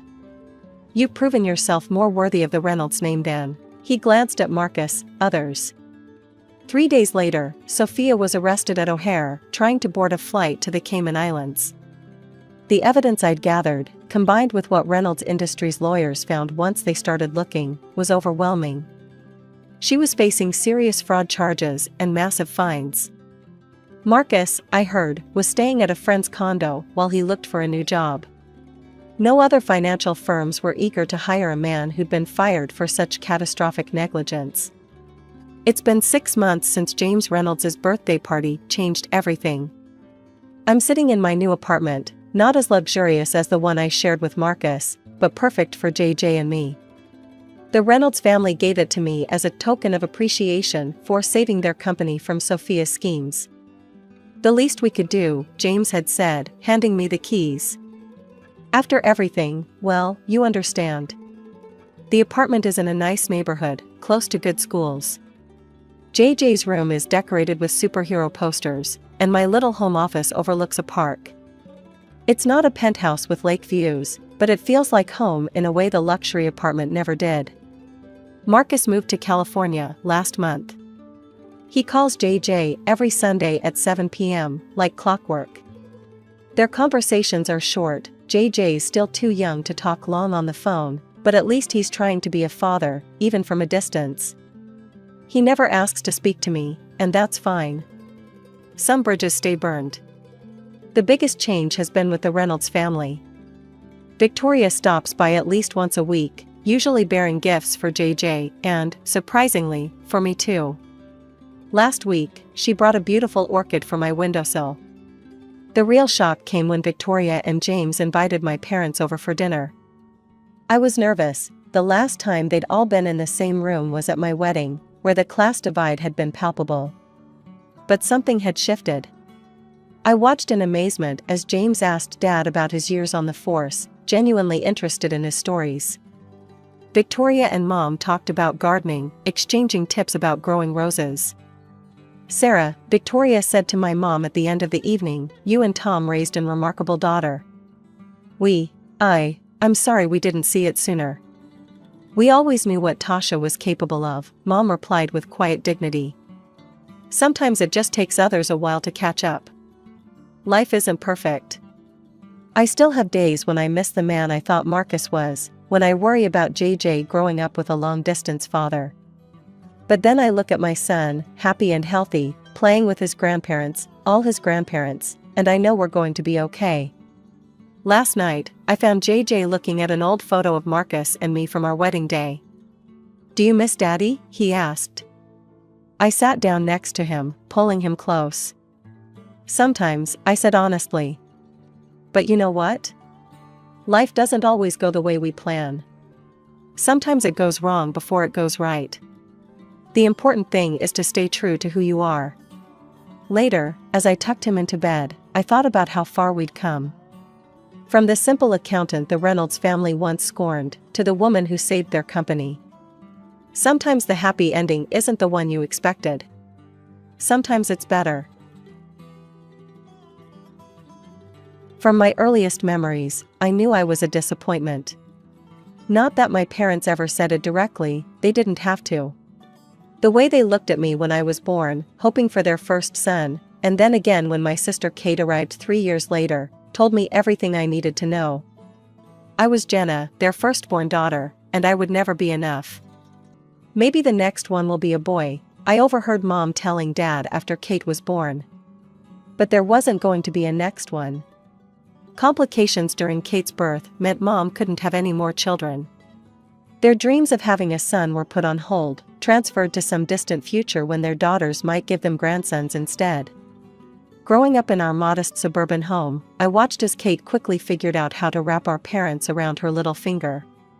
She'd bat those big brown eyes of hers, and they'd melt like ice cream on a hot summer day. Meanwhile, I grew more independent, learning to rely on myself rather than chase after attention I was never going to get. Kate knew exactly what buttons to push to get what she wanted. I had everything I needed: clothes, food, shelter, education, but emotional warmth was always in short supply, at least for me. Over time, I learned to accept it, to build my own internal fortress of self-reliance. I'm going to study economics, I announced at dinner during my senior year of high school. Mom and Dad exchanged looks across the table. "Are you sure, honey?" Mom asked, her fork pausing halfway to her mouth. "That's such a technical field." Dad nodded in agreement. "What about something more suitable for a young lady? Teaching, maybe? Or nursing?" I stood my ground. "I've already been accepted to State University. My grades are good enough for a partial scholarship." "Well," Mom sighed, "I suppose it's your choice." The disappointment in her voice was familiar by now, almost comforting in its predictability. Kate, who was still in high school, smirked from across the table. "I'm thinking of studying psychology," she announced, and our parents immediately brightened. "That's wonderful, sweetheart," Mom exclaimed. "You've always been so good with people." I pushed my peas around my plate, letting their voices wash over me like background noise. I'd learned long ago that fighting for their approval was a losing battle. Instead, I focused on my future, on the independence that college would bring. I met James during my sophomore year at State University. He was a senior in the economics department, and we literally bumped into each other in the library's financial section. I dropped my statistics textbook, he picked it up, and that's how our story began. "You're in Professor Martinez's macro class, right?" he asked, handing me back my book. "I've seen you asking all the smart questions." I blushed, not used to anyone noticing me in a positive way. "Yeah, that's me. The annoying one who keeps the class running late." "Not annoying at all," he smiled. "Actually, I was wondering if you'd like to grab coffee sometime? I could tell you about the upper-level courses you'll be taking next year."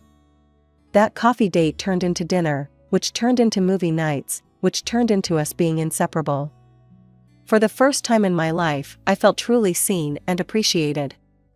James didn't compare me to anyone else, he just liked me for who I was. After he graduated, James took a job at Anderson Consulting while I finished my degree. He waited for me, and the moment I graduated, we decided to move in together. We found a small apartment downtown, nothing fancy, but it was ours. "Mom, Dad, this is James," I said during his first visit to my parents' house. The change in their attitude was immediate and shocking. "Oh, James," Mom practically squealed. "We're so happy to finally meet you. Will you be joining us for Thanksgiving? Christmas, both?" Dad clapped him on the shoulder. "Son, we've heard so much about you. Tell me about your job. Jenna says you're in finance?" The word son caught my attention. Of course, they were finally getting the son they'd always wanted, even if it was through marriage.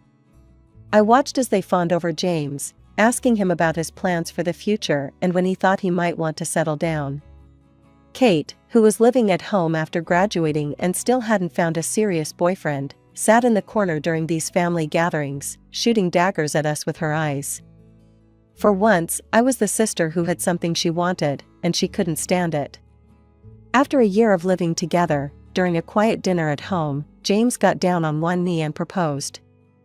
I said yes immediately, and we decided on a small, intimate wedding, despite my parents' protests about wanting something more elaborate. "It's your big day," Mom argued. "Don't you want something more special?" "This is special," I insisted. "It's exactly what we want." The ceremony was perfect, just close friends and family in a small garden venue. James and I exchanged vows, had a lovely dinner reception, and went back to our apartment as husband and wife. It felt right, starting our married life in the same place where we'd begun building our life together. The questions started almost immediately after the honeymoon. "So, when can we expect some good news?" Mom would ask, her eyes gleaming with barely concealed desperation for a grandson. "We're saving for a house first," I'd explain, again and again. "We want to be financially stable before starting a family." Dad would shake his head disapprovingly. "Your mother and I didn't have much when we started out, and we managed just fine." Every family dinner became an update on their friends' growing families. "Did you hear? The Hendersons just became grandparents again, another boy," or "the Smith's daughter just announced she's pregnant, and she's younger than you, Jenna." Finally, after 2 years of saving, James and I bought our first house. It wasn't anything fancy, but it was ours, well, ours and the bank's. The moment we signed those mortgage papers, I knew the baby questions would intensify. And they did. What I hadn't expected was Kate's announcement just 3 months later. "I'm pregnant," she declared during Sunday dinner, her hand resting on her still flat stomach. "It's Mark's." Mark was her boyfriend of 6 months, a guy none of us particularly liked. The next few months were a whirlwind. Mark disappeared as soon as Kate started showing, leaving her alone and moving back in with our parents. But instead of this being a scandal or shame, my parents transformed their house into a shrine to their upcoming grandchild. When little Emily was born, you'd have thought she was royalty. My parents converted Kate's old room into a nursery, bought every baby item imaginable, and basically turned their lives upside down to help raise their granddaughter. "Isn't she perfect?" Mom would coo, rocking Emily during our visits. "Don't you just want one of your own, Jenna?" What hurt more than my parents' constant pressure was watching James with Emily. He'd get down on the floor to play with her, make silly faces, and spend hours entertaining her with stuffed animals and children's books. "James is such a natural with children," Mom would say pointedly. "He's going to make such a wonderful father." I started monitoring my cycle, taking vitamins, and doing everything the pregnancy websites recommended. Month after month, we tried. And month after month, nothing happened. Meanwhile, James spent more and more time at my parents' house, playing with Emily. "She's such a sweet kid," he'd say on our drives home. "Did you see how she's starting to walk now? And she almost said uncle today." "You're so good with her," my mother would praise him. "Just imagine how wonderful you'll be with your own children." I'd smile and nod, but inside, a knot of anxiety was growing. Why wasn't I pregnant yet? What if something was wrong? But I pushed these thoughts aside, telling myself it would happen when it was meant to happen. After a year of trying with no success, I was still trying to stay positive. These things take time, I'd tell myself. But when Mom found out we'd been actively trying for a year, she went into full panic mode. "A whole year? Jenna, something's wrong. You need to see a doctor immediately." She started forwarding me contact information for fertility specialists before I'd even left their house that day. Finally, to get everyone off my back, I made an appointment. James came with me, holding my hand in the sterile exam room as the doctor ran through her questions. Blood tests, ultrasounds, and more tests followed. Then came the day of the results. "I'm sorry," the doctor said gently, "but the tests indicate that you're infertile." The words hit me like a physical blow. James squeezed my hand, but I barely felt it. The doctor kept talking about options and treatments, but her voice seemed to come from very far away. That evening, James and I sat in our kitchen, barely touching our takeout dinner. "We can look into adoption or IVF," he said finally. "There are options."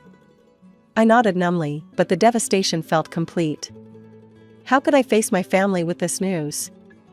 The answer came at the next family dinner. I decided to just get it over with, like ripping off a band-aid. "Mom, Dad," I said during a lull in the conversation, "I need to tell you something. I saw a specialist and I took a deep breath. I can't have children. I'm infertile." The silence that followed was deafening. Then Mom's face contorted with disgust. "Infertile?" She spat the word like it was poison. "What kind of woman can't even do the one thing she's meant to do?" Dad wouldn't even look at me. "An empty vessel," he muttered. "Just an empty flower." Kate sat there smirking, bouncing Emily on her knee. "Well, I guess we know who the real woman in the family is." I looked at James, desperate for support, but he just sat there, staring at his plate. The tears came then, hot and unstoppable. I pushed back from the table and ran out of the house, ignoring their calls behind me. After that night, I couldn't bring myself to go back to their house. But James kept going, spending time with Emily, chatting with Kate, listening to my parents. He'd come home full of stories. "Emily learned a new song today," he'd say. "You should have seen her dancing around the living room."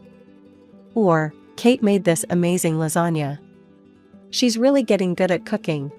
Each word felt like a knife in my heart. I'd lie awake at night, listening to James's steady breathing beside me, wondering if he resented me for not being able to give him children. The guilt ate at me constantly, made worse every time he came home from another visit to my parents' house, with that wistful look in his eyes after playing with Emily. It was a regular Tuesday when my world fell apart. I came home early from work, my arms full of Chinese takeout, James's favorite. But the house was empty and dark. His car wasn't in the driveway, which wasn't unusual, but something felt off. I called his cell. No answer. Called again. Straight to voicemail. Then my phone buzzed, a notification from Instagram. Kate Thompson posted a new photo. I usually ignored her posts, but something made me click this time. My stomach dropped as the image loaded, James sitting on my parents' couch, Emily in his lap, and Kate pressed against his side, all three of them grinning at the camera. The caption read, "Family time with my favorite people." My hands were shaking as I grabbed my car keys. The rational part of my brain tried to argue that there could be an innocent explanation, but my gut knew better. The whole drive to my parents' house, my mind raced through every interaction between James and Kate over the past year, seeing them in a horrible new light. Their driveway was full, Mom's car, Dad's truck, James's sedan. The front door was unlocked, as always. I slipped inside quietly, my heart pounding so hard I thought it would burst from my chest. Voices drifted from the living room. "James, you know we think of you as a son already," my mother was saying. "And you deserve to be happy. You've been so wonderful with Emily," my father added. "And Kate, well, she's young, fertile. You could have more children together. Think about it," my mother continued. "Why stay trapped in a marriage with—" She lowered her voice, but I could still hear the disgust. "A barren woman?" I couldn't breathe. This couldn't be happening. I burst into the room, making them all jump. The scene was like something from a nightmare, my parents and sister on one couch, James in Dad's armchair, Emily playing with blocks on the floor between them. One big happy family, plotting to exclude me. "What the hell is going on here?" My voice came out stronger than I felt. James at least had the decency to look ashamed, but my parents were defiant. "Jenna," Mom stood up, chin raised. "We're just having an honest discussion about what's best for everyone."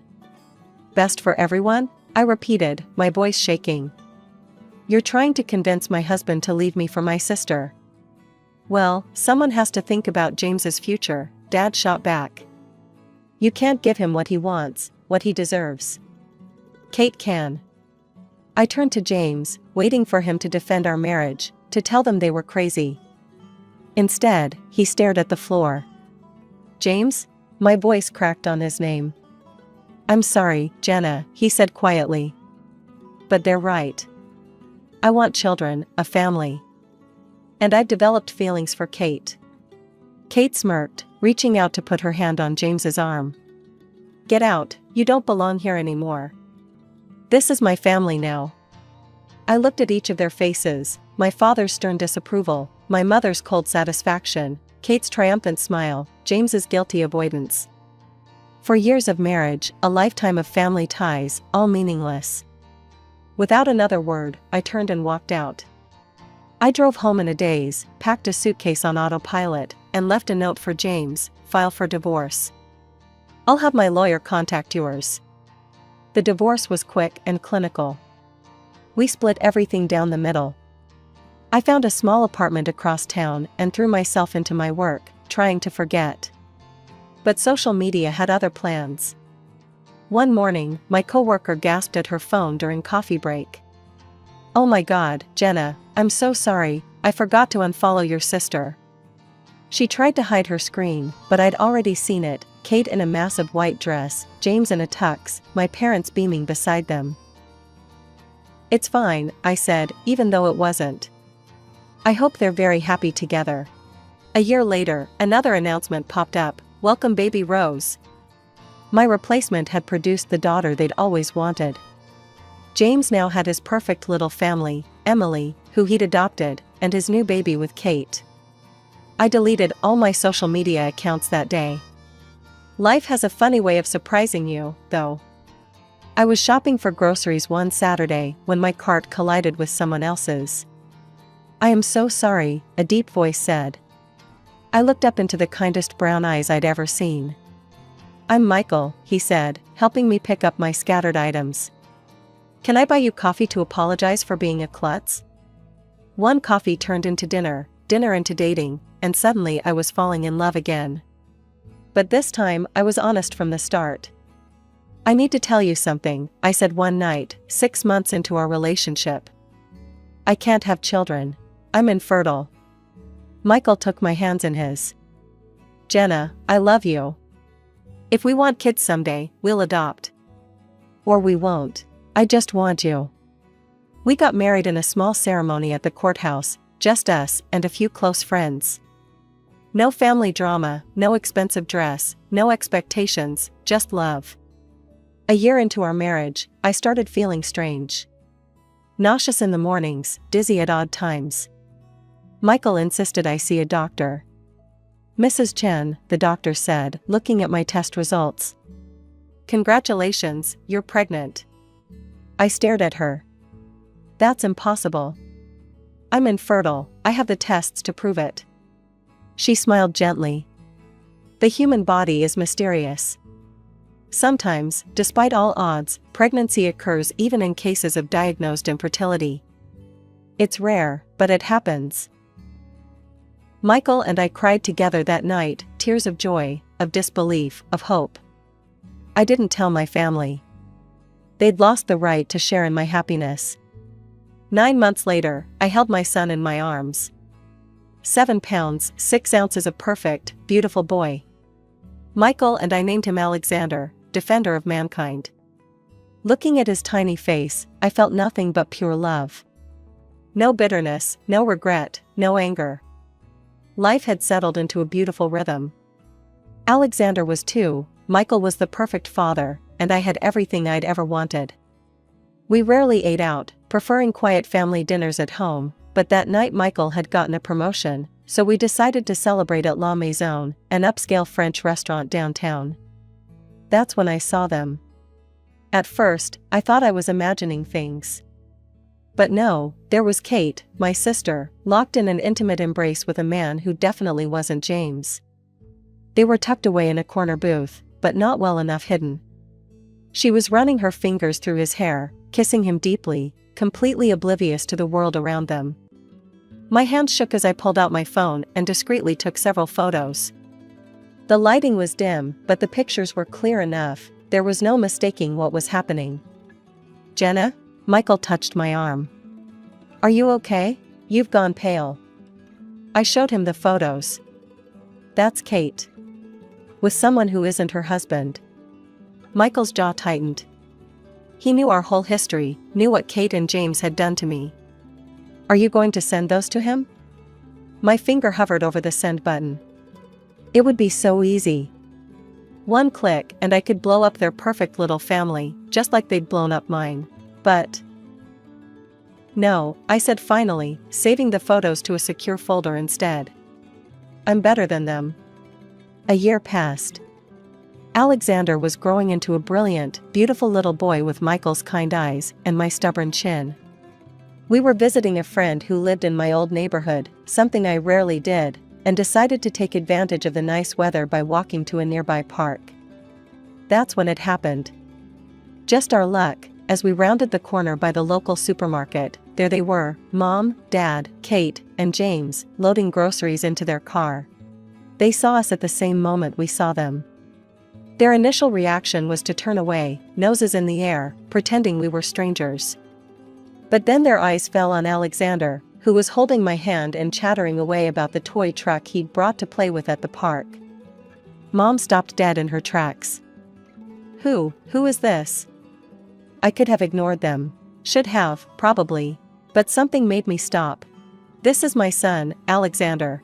My voice was steady, calm. Kate let out a harsh laugh. Oh please. We all know you can't have children. Which agency did you adopt him from? I looked her straight in the eye, enjoying the moment. I gave birth to him 3 years ago. No adoption agency involved. That's impossible, Mom sputtered. The doctors said. The doctors were wrong, I cut her off. It happens sometimes. Rare, but it happens. And here's the proof. I gestured to Alexander, who was watching the strangers curiously. Dad's eyes went wide. A grandson? We have a grandson? They moved toward us then, Mom's arms outstretched like she had every right in the world to embrace my child. I stepped in front of Alexander, protectively. No, I said firmly. You don't get to do this. You don't get to throw me away like garbage and then claim my son as your grandson. You lost that privilege when you betrayed me. Kate's face had turned an ugly shade of red as she watched our parents' attention focus on my son. She'd always been the favorite after I was cast aside, and she couldn't stand seeing that shift. Oh, get over yourself, Jenna, she spat. So you managed to pop out one kid. Big deal. I still won in the end. I got your husband, I gave him a real family. 2 beautiful daughters. Face it, I'm still better than you'll ever be. My hand was already on my phone before she finished her rant. Speaking of family, Kate, why don't you tell everyone about your extracurricular activities? What are you talking about? James asked, his eyes narrowing. I pulled up the photos from the restaurant and held out my phone. Here's your loving wife having dinner with someone else. Though I have to say, Kate, most people don't eat their dinner companion's face. The color drained from Kate's face as James snatched the phone from my hand. Mom and Dad crowded around to look, their mouths falling open in shock. Who is he? James demanded, his voice shaking with rage. Kate stammered, he's just a friend from work. Friends don't kiss like that, I observed coolly. And they certainly don't meet in dark corners of expensive restaurants while their spouses are at home with the kids. Kate, how could you? Mom gasped. After everything. Everything what? I couldn't help but laugh. After you helped her steal my husband? After you threw me away because you thought I couldn't have children? Karma's quite something, isn't it? James and Kate were now screaming at each other right there in the parking lot. Come on, sweetie, I said to Alexander, taking his hand. Time to go home. We left them to their chaos, my son chattering happily about the park we were heading to, completely oblivious to the nuclear explosion we'd just walked away from. A month later, the community grapevine brought me the rest of the story. James, suspicious after discovering Kate's affair, had gotten himself tested.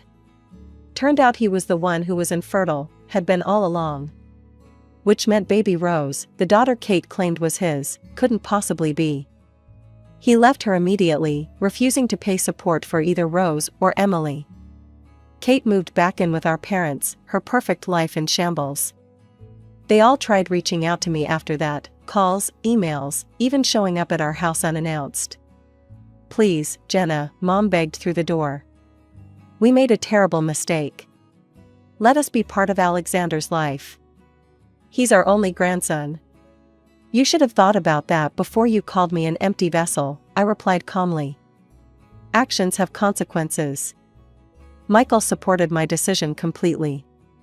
Family isn't about DNA, he said one night as we watched Alexander playing with his blocks. It's about love, respect, and loyalty. They showed you none of those things. He was right, of course. Looking at my little family now, my wonderful husband who loved me regardless of whether I could have children, my miracle son who proved all the doctors wrong, our home filled with laughter and joy, I knew I had everything I needed. Sometimes the family you're born into isn't the family you're meant to have. Sometimes you have to build your own, with people who choose you back. I chose Michael, and he chose me. We chose Alexander, and he chose us right back with his first smile, his first word, his first steps. That's what real family means. And I wouldn't have it any other way. I remember my childhood as a time of contrasts. While most kids complained about their parents working too much, I had to listen to my mom's daily litany about how she hated her job. Every evening was the same. She'd come home from the accounting firm, throw her bag on the kitchen counter, and start venting. Amanda, you won't believe what my boss said today, she'd begin, barely taking off her coat. He had the nerve to question my quarterly reports. Me, I'd been doing this job for 15 years. I was only 10 at the time, but even then, I could see how different my parents were. Dad, who managed a retail chain, would just shake his head and keep eating his dinner. He was always the practical one. Sarah, he'd say to Mom, using his calm voice that somehow made her even more agitated, if you hate it so much, find another job. Another job? She'd scoff. I don't want another job, Mark. I want no job. I want to be home, living the life I deserve. Dad would usually chuckle at this point, which never failed to send Mom into a fresh spiral of complaints. You think it's funny? You think it's amusing that your wife is miserable? I learned to tune out these conversations, focusing instead on whatever book I was reading or homework I had to finish. But everything changed when we got that call about Uncle Jerry. I still remember that evening clearly. Dad was unusually quiet during dinner, and Mom was going through her usual routine of complaints when he finally interrupted her. Jerry died, he said simply, putting down his fork. Mom stopped mid-sentence. Your Uncle Jerry? Was there, did he leave anything? Dad sighed heavily. He left his estate to his nephews. I'm one of them. Mom's fork clattered against her plate. How much? $200,000. The silence that followed was deafening. I watched my mother's face transform, the perpetual frown lines smoothed out, her eyes widened, and a smile I'd never seen before spread across her face. Mark, she whispered, reaching across the table to grab his hand, do you know what this means? We could buy that vacation house I've been talking about, or... No, Dad cut her off firmly. Remember all those times you said you wanted to be free? Well, here's our chance. I'm going to start my own business. A business? Mom's voice rose an octave. But Mark... A courier company, he continued as if she hadn't spoken. I'd been researching it for years. With this capital, we could make it work. You could quit your job and help me run it. We'd be our own bosses. Mom's face went through a series of expressions, disappointment, calculation, and finally, resignation mixed with hope. Fine, she said eventually. But I get to be the accountant. And when we start making money, I want nice things, Mark. Real nice things. Dad smiled and squeezed her hand. Deal. The first 3 years were tough. Dad worked crazy hours getting his courier company off the ground, while Mom handled the books. I spent a lot of time at the office after school, watching them build something from nothing. Despite the long hours, there was an energy in the air, a sense of possibility that made even the difficult days feel worthwhile. Then, almost exactly 3 years in, everything changed. The business started turning real profit, and suddenly we were living a completely different life. We moved from our modest house to a fancy new place in the expensive part of town. Dad bought 2 Mercedes for himself and Mom. But the biggest change wasn't in our surroundings, it was in my mother. "I'm done," she announced one morning over breakfast. "Mark, I'm quitting the company. I don't want to work anymore." Dad just nodded, like he'd been expecting this. "Okay, honey. We can hire another accountant." I nearly choked on my cereal. "Just like that?" "Just like that," Mom smiled, already scrolling through her phone. "Oh look, Melissa just got back from Paris. I should call her." Melissa was one of Mom's new friends, all wealthy businesswomen who spent their days shopping and planning their next vacation. Her old friends, the ones who'd been around when we were normal, started disappearing from her life one by one. While Mom was reinventing herself, I started spending more time with Dad at the office. I tried to learn about the business, thinking maybe I'd take over someday, but my heart wasn't in it. "Dad," I said one afternoon, watching him review delivery routes, "what if I told you I don't want to run the company when I grow up? I think I want to be a dentist." Instead of looking disappointed, his face lit up. "Really? Tell me more about that." So I did. I told him about the biology classes I loved, about how fascinating I found dental procedures, about my dream of having my own practice someday. He listened to everything, asking questions, and showing genuine interest. Meanwhile, Mom was barely home anymore. She was always off somewhere, Aspen, Cabo, the Maldives, with her new friends. I lost count of how many times I asked to go with her. "Mom, can I come on your trip to Europe next month?" I asked one day, watching her pack another new suitcase. She didn't even look up. "Oh honey, no. These trips are my time to get away from, well, everything. When you're older, you'll realize how exhausting family life can be." I wanted to point out that she didn't actually participate in family life anymore, she was too busy recovering from it. But I just walked away. What was the point? The mother who used to help me with homework and make chocolate chip pancakes on Sundays was gone, replaced by this stranger who cared more about her designer handbags than her daughter. High school graduation came and went, and before I knew it, I was packing my bags for dental school in another state. Dad helped me move into my dorm, setting up my room with the same careful attention he gave to everything in his life. Mom didn't come to help me move in. She was in the Bahamas with her friends, celebrating someone's new yacht. Every Sunday at 7 p.m., I'd call home. Dad would appear on screen immediately, eager to hear about my classes, my friends, my life. He'd lean in close to the camera, hanging on every word about dental procedures and anatomy lessons. Mom, when she bothered to join the calls, would hover in the background, usually scrolling through her phone. It became our routine. Sometimes Mom wouldn't show up at all, and those were actually my favorite calls, just Dad and me, talking about everything and nothing. Then came the call that changed everything. "Amanda," Dad's voice was different that Sunday. "I need to tell you something." I knew from his tone that whatever was coming wasn't good. But nothing could have prepared me for what he said next. "It's cancer. And it's aggressive." The world tilted on its axis. "What? No, that's impossible. You're healthy, you." 6 months, maybe less, he cut me off gently. "I'm selling the company. Neither you nor your mother could run it, and I want everything settled before." He couldn't finish the sentence. He didn't need to.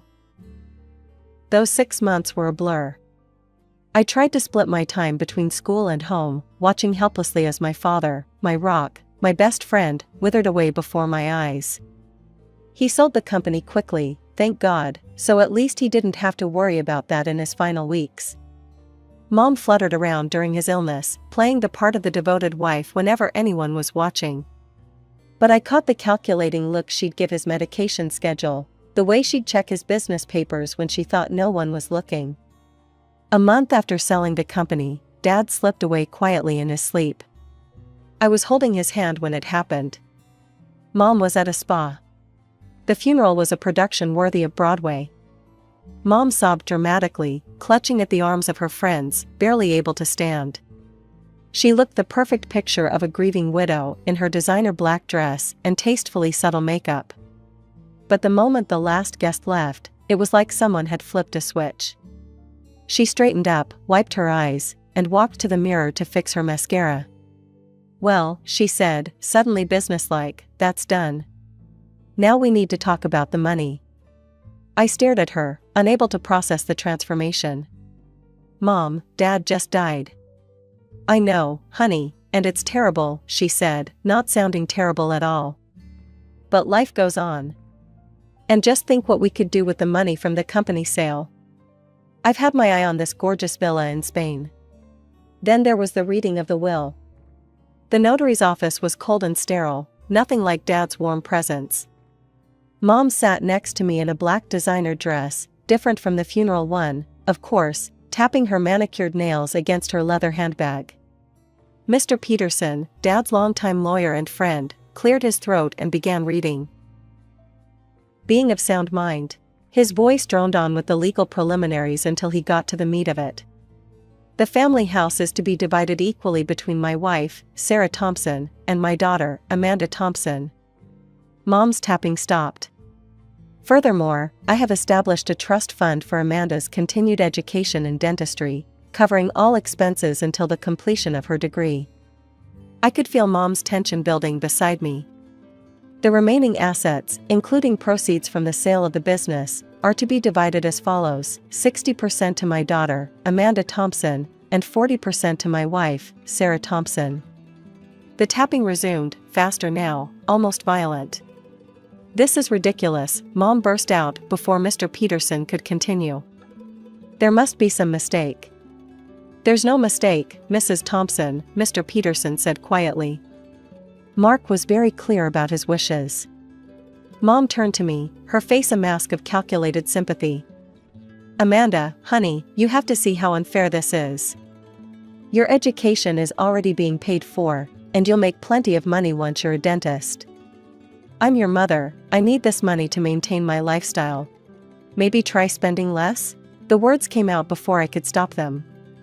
Her face transformed instantly, the sympathetic mask dropping away to reveal raw fury. "How dare you? After everything I've sacrificed for you?" "What exactly have you sacrificed, Mom? You haven't worked in years. You've been on permanent vacation while Dad built everything we have. I don't have to listen to this." She stood up, gathering her designer purse and jacket. "When you decide to stop being selfish and ungrateful, you know where to find me." The door slammed behind her with enough force to rattle the diplomas on Mr. Peterson's wall. "Your father knew this might happen," Mr. Peterson said gently. "He wanted to make sure you were taken care of." Days turned into weeks. No calls, no texts, no emails. The silence was deafening, but also strangely peaceful. I threw myself into my studies, trying to make Dad proud, trying not to think about Mom's reaction or what it said about her, about us. "She'll get over it," I told myself as I reviewed dental anatomy charts late at night. "She'll calm down eventually." But deep down, I knew something had broken in that notary's office, something that had been cracking for years. And unlike the broken bones and damaged teeth I was learning to fix in school, this wasn't something that could be mended with study or skill or science. One day I was taking a study break, mindlessly scrolling through social media, when I saw it. At first, my brain couldn't process what I was looking at: Mom, tanned and glowing, wrapped in the arms of a man who couldn't be more than 35.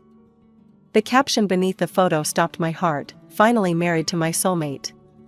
Newlyweds, love wins." My phone slipped from my numb fingers. Married? Without telling me? I tried calling her immediately, my hands shaking so badly I could barely hit the right numbers. Straight to voicemail, of course. That night, I couldn't sleep. The image of them together kept playing in my head, along with 1,000 questions. By morning, I'd made up my mind. I packed a small bag and caught the first flight home.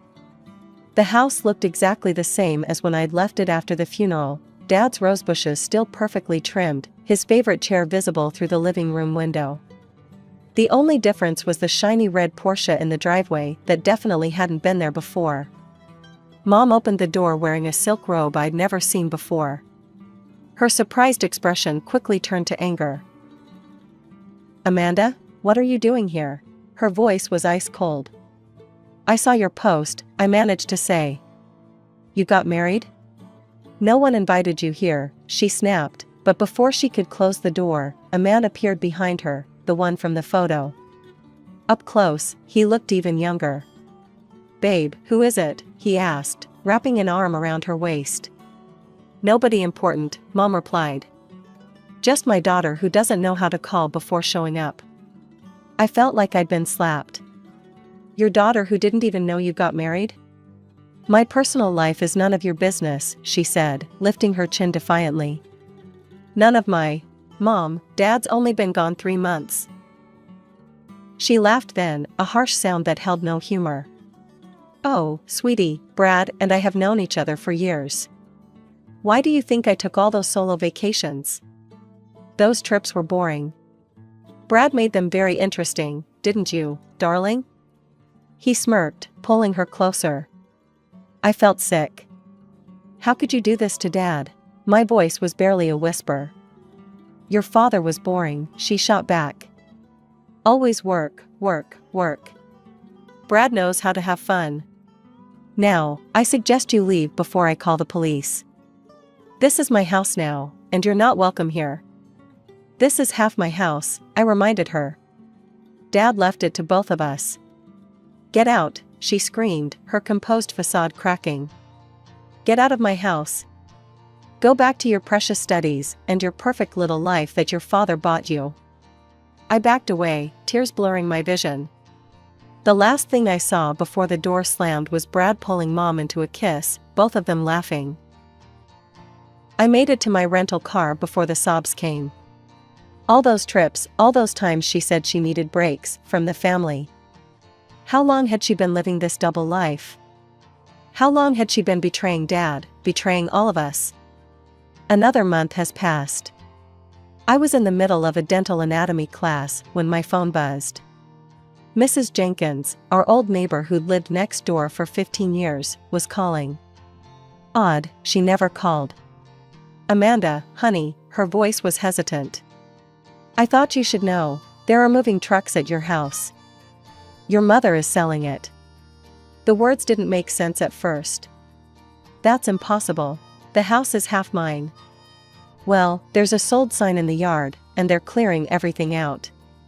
My hands were shaking as I dialed Mom's number, expecting the usual silence. To my surprise, she answered on the first ring. Well, if it isn't my studious daughter." Her voice dripped with sarcasm.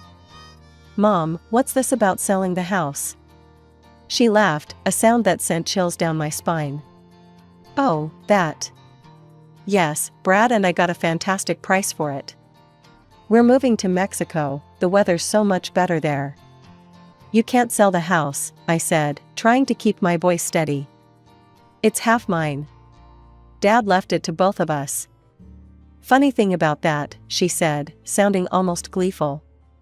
"It turns out it's pretty easy to forge a signature. Just a few practice runs, and voila. The house is sold." The world tilted sideways. You forged my signature?" "Mom, that's fraud. That's a crime." "Oh please," she scoffed. "If you hadn't been so selfish with your father's money, I wouldn't have had to do this. Brad and I deserve to enjoy life. Speaking of which, I just bought him the most gorgeous Jaguar. He's so happy with it." "He's happy with your money, Mom. That's all he cares about." "You little brat," she spat. "You're just jealous, because I have a gorgeous young husband who adores me, while you're all alone with your boring books and your little dental tools. What do you know about love?" "I know Dad loved you," I said quietly.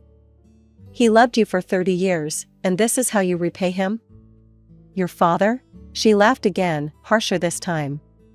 "Your precious father, who left you more money than me. Who treated me like I was some kind of trophy wife. Well, now I have a real trophy, a young, handsome husband who knows how to have fun. And guess what? We don't care about your American laws in Mexico. We don't care about you or your inheritance or anything else. We're going to live the life I deserve. Mom, please. Face it, Amanda. You're just a sad, lonely little girl who's jealous of her mother's happiness. When was the last time you even had a date? Too busy playing with teeth to have a real life, aren't you? Before I could respond, the line went dead. I sat there in the empty classroom, my phone still pressed to my ear, listening to the silence. My mother had just admitted to committing fraud. She had stolen my inheritance, my home, everything I had left of Dad. And she was proud of it. Life has a funny way of moving forward, with or without you. In the years following Mom's disappearance to Mexico, I finished dental school, completed my residency, and started working at a respected clinic. Dad's inheritance helped me buy a beautiful apartment in a quiet neighborhood, and I was building the life I'd always dreamed of. I thought about Mom sometimes, usually late at night when I couldn't sleep. I wondered if she was happy with her choices, if her young husband was worth destroying her family for. But mostly, I tried not to think about her at all. Then one ordinary Tuesday evening, as I was unwinding after a long day at the clinic, my doorbell rang. I wasn't prepared for what I saw through the peephole. There stood my mother, but not the perfectly coiffed, designer-clad woman I remembered. This woman was haggard, wearing wrinkled clothes that had seen better days. Her once immaculate hair was graying at the roots, and her expensive makeup was nowhere to be seen. Against my better judgment, I opened the door. "Amanda," she whispered, her eyes filling with tears. "Baby, please. What are you doing here?" My voice came out harder than I expected. She pushed past me into the apartment, her eyes darting around desperately. "I need your help, Brad, she choked back a sob. "He took everything." "Everything?" I couldn't help the hint of satisfaction in my voice. "All the money, the house money, what was left of the inheritance. He spent it all on gambling and parties in Mexico. And then..." She wrapped her arms around herself. "Then he met some 20-year-old at a club. They ran off together. Took the Jaguar, took what little money was left." I stood there, watching her cry, feeling nothing but satisfaction. "I used my last dollars to fly back here," she continued. "Amanda, I know I made mistakes, but I'm your mother. Let me stay here with you, please." A laugh bubbled up from somewhere deep inside me, surprising us both. "Stay here? With me? Why are you laughing?" Her face darkened. "This isn't funny. I have nowhere else to go." "Maybe you should have thought about that before you forged my signature and stole my house," I said, my laughter dying away. "I was wrong," she wailed, falling onto my couch. "I know that now. I'm sorry. Please, Amanda, I'm your mother." "No," I said quietly. "You stopped being my mother the day Dad died. Maybe even before that. I want you to leave." She shot to her feet, tears instantly replaced by rage. "You ungrateful little bitch. After everything I've done for you." "Everything you've done to me," I corrected. "Now get out." "You can't do this to me," she screamed, mascara running down her cheeks. "I'll tell everyone what a horrible daughter you are. I'll tell them how you left your poor mother homeless.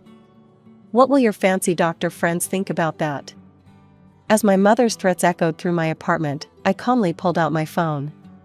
Sometimes the best weapons aren't weapons at all, they're just the truth, preserved at the right moment.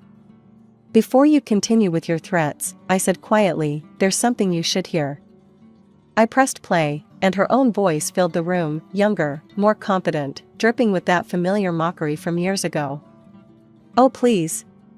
If you hadn't been so selfish with your father's money, I wouldn't have had to do this. It turns out it's pretty easy to forge a signature. Just a few practice runs, and voila. The house is sold." The color drained from my mother's face as she listened to her past self confess to fraud. Her legs gave out, and she sank back onto my couch. You recorded that call?" Dad taught me to always be prepared, I said, stopping the playback. He also taught me about consequences, something you never seem to understand. You wouldn't, she whispered, but the uncertainty in her voice was clear. Wouldn't I? Fraud is a federal crime, Mom. Forging documents for financial gain? That's years in prison. I'm sure the police would be very interested in this recording. She stared at me, and for the first time I saw real fear in her eyes. Not manipulation, not calculation, genuine fear. I'll leave, she said quickly. I'll go. Just, don't. Don't what? Turn you in? Like you were just threatening to turn everyone against me? I leaned closer. Here's what's going to happen. You're going to walk out that door, and you're never going to contact me again. No calls, no visits, no messages through friends. If I ever hear from you again, this recording goes straight to the FBI. She stood on shaky legs, clutching her worn purse to her chest. At the door, she turned back one last time. Amanda, I'm still your mother. No, I said softly. You're just a woman who gave birth to me. My mother died a long time ago, probably around the time she started cheating on my father at those resorts. She flinched as if I'd slapped her, then hurried out the door. I stood there for a long time after she left, listening to the silence of my apartment. Then I walked to my bedroom and pulled out an old photo album, one of the few things I'd managed to save before she sold the house. There was a picture of us from when I was little, Mom, Dad, and me at the beach, all smiling, all happy. I touched Dad's face gently. I miss you, I whispered. Then I closed the album and put it away. I don't know what happened to my mother after that day.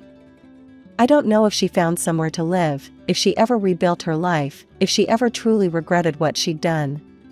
Sometimes people ask about her, and I simply say we're not in touch. The truth is, I don't want to know. The woman in that photo album, the mother who once loved me, is gone. The stranger who showed up at my door that day? She's not my problem anymore. My name is Tiffany Mitchell, and I was born into what seemed like a typical middle-class family in a quiet suburban neighborhood. My parents, David and Sarah Mitchell, were absolutely obsessed with child development techniques and early learning methods. They had stacks of parenting books everywhere in our house, and Mom was always talking about some new theory she'd read about. Sarah, don't you think we're overdoing it a bit? I remember my dad asking one evening as Mom struggled to teach me simple arithmetic. I was barely 3. No, David, these are crucial developmental years, Mom insisted, showing him yet another colorful flashcard. The books say we need to start early. Looking back now, I can't help but laugh at how ordinary my development was, despite their tireless efforts. I sat up, walked, and talked right on schedule, no prodigy here. But instead of accepting that every child develops at their own pace, my parents saw me as their first failed experiment. Everything changed when my sister Jessica was born. I was 3 years old, and suddenly our house transformed into what felt like a baby genius boot camp. Mom had even taken special courses by then, determined not to make the same mistakes she thought she'd made with me. The difference in how they approached raising Jessica was stark. Where I had regular toys, Jessica had educational development tools. Where I had picture books, Jessica had cognitive enhancement materials.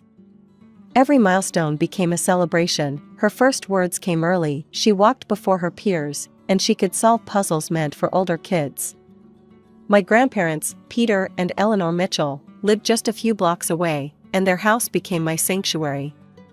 They treated Jessica and me exactly the same, showering us both with the same love and attention. I remember one particular Sunday afternoon when I was about 5, sitting on Grandma Eleanor's lap as she read stories to both Jessica and me. Both of my granddaughters are perfect just the way they are, Grandma would say, giving us each a cookie. This always seemed to irritate Mom, who would purse her lips and mutter something about acknowledging exceptional talent. Sarah, Grandma once said firmly during a family dinner, children need love, not pressure. They're not science experiments. Mom, you don't understand modern parenting, Dad jumped to Mom's defense. Jessica shows real promise. We need to nurture that. I sat there, pushing peas around my plate, already understanding that in my parents' eyes, I was just the practice run, the rough draft before they created their masterpiece. Elementary school was a pretty normal experience for me. I wasn't at the top of my class, but I wasn't at the bottom either. I made friends, did my homework, and generally enjoyed being a regular kid. My report cards were filled with B's and the occasional A, which I thought was perfectly fine. My parents, however, barely glanced at them. Then came the day Jessica started school. But unlike me, who went to our local public school, my sister got a different treatment entirely. We've enrolled Jessica in the Wellington Academy for Gifted Children, Mom announced proudly at dinner one evening. They rarely accept children so young, but they were very impressed with her test scores. I remember choking on my milk. Wellington was that fancy private school across town, the one with the huge campus and Olympic-sized swimming pool. The tuition there cost more than a car. The spending didn't stop there. Every time Jessica complained about the workload or threw a tantrum about homework, our parents' solution was to throw money at the problem. I don't want to do math today, Jessica would whine. It's too hard. Tell you what, sweetie, Mom would say. If you finish your homework, we can go to the toy store and get that new dollhouse you wanted. It didn't take long for Jessica to figure out this game. Soon, every minor accomplishment came with a price tag. If I get an A on this test, can I get the new iPad, or I'll do extra credit if you buy me those designer shoes. Meanwhile, I sat at our kitchen table, doing my homework alone. No rewards, no special attention. Once, I got the highest score in my class on a science project, a solar system model I spent weeks building. When I showed it to Mom, she just nodded and said, "That's nice, honey." Oh, did you hear? Jessica got accepted into the advanced mathematics program. The final straw came when I was 13. I had just finished decorating my room, the bigger of the two kids' bedrooms, with posters of my favorite bands and some photos of me with my friends. It wasn't anything fancy, but it was my space, my sanctuary. One evening, Jessica marched into the living room where our parents were watching TV. "I want Tiffany's room," she demanded, hands on her hips. "Mine is too small for all my things, and I need more space for my study area." I looked up from my book, certain our parents would shut down this ridiculous request. Instead, Mom and Dad exchanged glances. "You know, that makes sense," Dad said. "Jessica does have a lot more equipment and educational materials." "What? No," I protested. "That's my room. I've had it since I was little." But my objections fell on deaf ears. The very next day, while I was at school, they moved all my things into Jessica's smaller room. When I came home, I found Jessica already settled in my old room, her expensive desk taking up the space where my bed used to be. "This is so unfair," I shouted, tears streaming down my face. "Life isn't fair, Tiffany," Mom said dismissively. "Your sister needs the space more than you do. Don't be selfish." I slammed the door to my new, smaller room and collapsed onto the bed that barely fit in the space. That night, as I stared at the unfamiliar ceiling, I realized something important. In this house, I would always come second. High school graduation was approaching, and I'd spent months researching colleges, writing applications, and dreaming about my future. I had decent grades and some good extracurricular activities on my resume.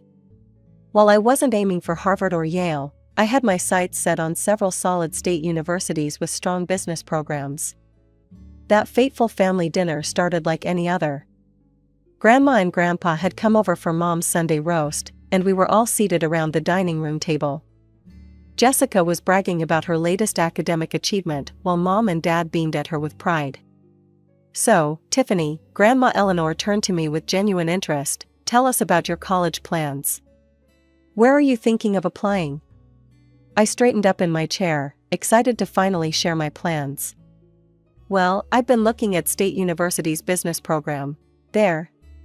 "Oh, about that," Mom cut me off mid-sentence, setting down her fork with a sharp clink against the plate. We've been meaning to discuss this with you, Tiffany.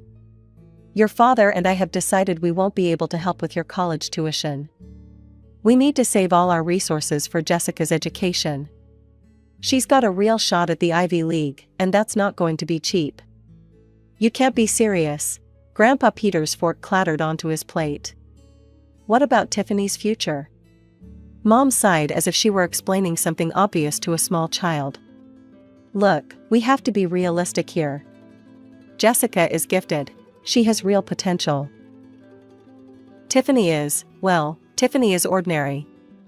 She can get a job right out of high school or maybe take some community college classes if she saves up. How dare you? Grandma's voice shook with anger. How can you dismiss your own daughter like this? Oh, please, Dad snapped, his face reddening. Let's not pretend here. Tiffany's never shown any exceptional abilities. Higher education would be wasted on her. We're just being practical. I couldn't take it anymore. The walls felt like they were closing in. Shoving my chair back, I ran from the table, tears already streaming down my face. Behind me, I could hear the continued argument, my parents' cold logic clashing with my grandparents' outrage. A gentle knock came at my door about 15 minutes later. Tiffany, can I come in, sweetheart? It was Grandma Eleanor. I didn't answer, but she came in anyway, sitting on the edge of my bed. Her warm hand started rubbing circles on my back, just like she used to do when I was little. Your grandfather and I have made a decision, she said softly. We're going to pay for your college education. All of it. I rolled over, wiping my eyes. What? But that's too much money. Nonsense, she smiled, reaching out to brush my hair from my tear-stained face. You deserve an education just as much as anyone else. More, actually, because you've worked hard for it without any support. For the first time that evening, I felt myself smile. In that moment, something shifted inside me. I realized I didn't need my parents' approval anymore. I had people who believed in me, and more importantly, I was starting to believe in myself. College life suited me perfectly. Away from my parents' constant comparisons and criticism, I flourished in the business program. My professors praised my analytical thinking, and I discovered I had a natural talent for understanding market trends and investment strategies. Every weekend, I'd call Grandma and Grandpa to update them on my progress. I hadn't spoken to my parents since leaving for college. They hadn't tried to contact me either, which honestly made things easier. The only updates I got about them came through my grandparents, and one particular call changed everything. You won't believe what's happening with Jessica, Grandma said one evening, her voice heavy with concern. She's completely gone off the rails. You know, she got into Princeton, your parents wouldn't stop talking about it. But apparently, once she got there, away from your parents' constant supervision, she just stopped caring about school altogether. I listened as Grandma painted a picture of my perfect sister's dramatic fall from grace. Jessica, it seemed, had discovered parties, boys, and the freedom to do whatever she wanted. Her carefully cultivated image as the family genius crumbled in a matter of weeks. Your mother called me in tears yesterday, Grandma continued. The dean's office sent them a warning letter. Jessica's barely attending classes, and when she does show up, she's either late or hungover. What are Mom and Dad doing about it? Oh, they're beside themselves. They've tried everything, threatening to cut off her allowance, promising her a new car if she brings her grades up, even flying out to Princeton to talk some sense into her. But Jessica just laughs it off. The irony wasn't lost on me. After years of giving Jessica everything she wanted, my parents had created someone who didn't know how to handle responsibility. A month later, Grandma called with an update. Well, it finally happened, she said. Jessica got kicked out of Princeton. Failed almost every class, and had too many disciplinary infractions to count. I could hardly believe it. The golden child, the genius, the one who was supposed to bring glory to the family name, kicked out of college after just 1 year. She's moved back home, Grandma added. Your parents are in shock. They keep saying there must be some mistake, that the university didn't understand Jessica's special needs as a gifted student. Over the next few months, through my regular calls with my grandparents, I learned that Jessica had settled into a comfortable routine of doing absolutely nothing. She slept until noon, went out with different guys every night, and treated our parents' house like a hotel. "Your father tried to get her to at least look for a job," Grandpa told me during one call. She told him that work was beneath someone of her intelligence level. I felt vindicated and pleased. And at the same time, I felt relieved that I'd escaped their suffocating expectations and found my own path. After graduation, I landed a position as a junior investment analyst at Meridian Financial, one of the most respected firms in my hometown. Grandma and Grandpa insisted I stay with them until I got settled, and I gratefully accepted. The unexpected reunion with my parents happened on a Saturday morning at Marshall's Grocery. I was comparing prices on organic tomatoes when I heard my mother's voice. "Tiffany? Is that really you?" I turned to find both my parents standing there, looking older than I remembered. Mom was clutching her shopping cart like a lifeline. "We've missed you so much," Dad said, his voice unusually gentle. "Why don't you come over for dinner sometime?" Part of me wanted to decline, to remind them of how they dismissed me years ago. But curiosity won out. "Sure," I heard myself say. "When?" The dinner was surreal. The same house, the same dining room table, but everything felt different. My parents couldn't stop praising my job at Meridian. "Investment analyst. At such a prestigious firm," Mom kept saying. "We're so proud of you, honey." James Wilson told me they only hire the best and brightest at Meridian. I could see Jessica's knuckles turning white around her fork. She'd just quit another retail job, her third that year. Over the next few years, I worked my way up at Meridian. Each promotion came with new responsibilities and challenges, which I tackled head-on. My parents started inviting me to regular family dinners, and I accepted occasionally, maintaining a careful distance while allowing them back into my life. Jessica continued her pattern of short-lived jobs and longer periods of unemployment, never leaving our parents' house. She'd work as a waitress for a few months, then quit because it was beneath her. She'd try reception work, then leave because it was too boring. Everything changed again at one of our family gatherings. Jessica burst through the front door, dragging along a tall, well-dressed man in his 30s. "Everyone, this is Charles," she announced triumphantly. "My boyfriend." Charles was polite and well-spoken, clearly from money. Jessica spent the entire evening shooting smug looks my way.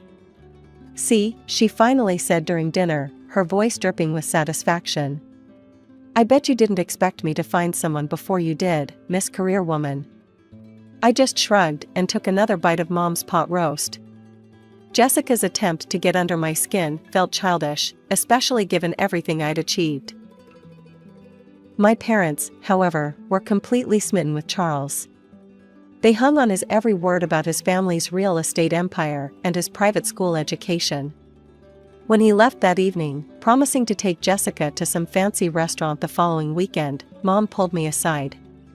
"Isn't it wonderful?" she whispered excitedly. "Charles comes from such a good family. They own half the commercial properties downtown. Jessica's finally found her path to success." I didn't bother pointing out that dating a rich man wasn't exactly a career achievement. Some things never changed. My big break at Meridian Financial came when I spotted a critical error in one of our major investment portfolios. The senior analysts had overlooked a pattern of high-risk investments that could have cost our clients millions. I stayed up 3 nights straight, analyzing data and preparing a comprehensive report. "Ms. Mitchell, this is remarkable," Mr. Davidson, our CEO, said during the emergency meeting I'd called. "How did you catch this?"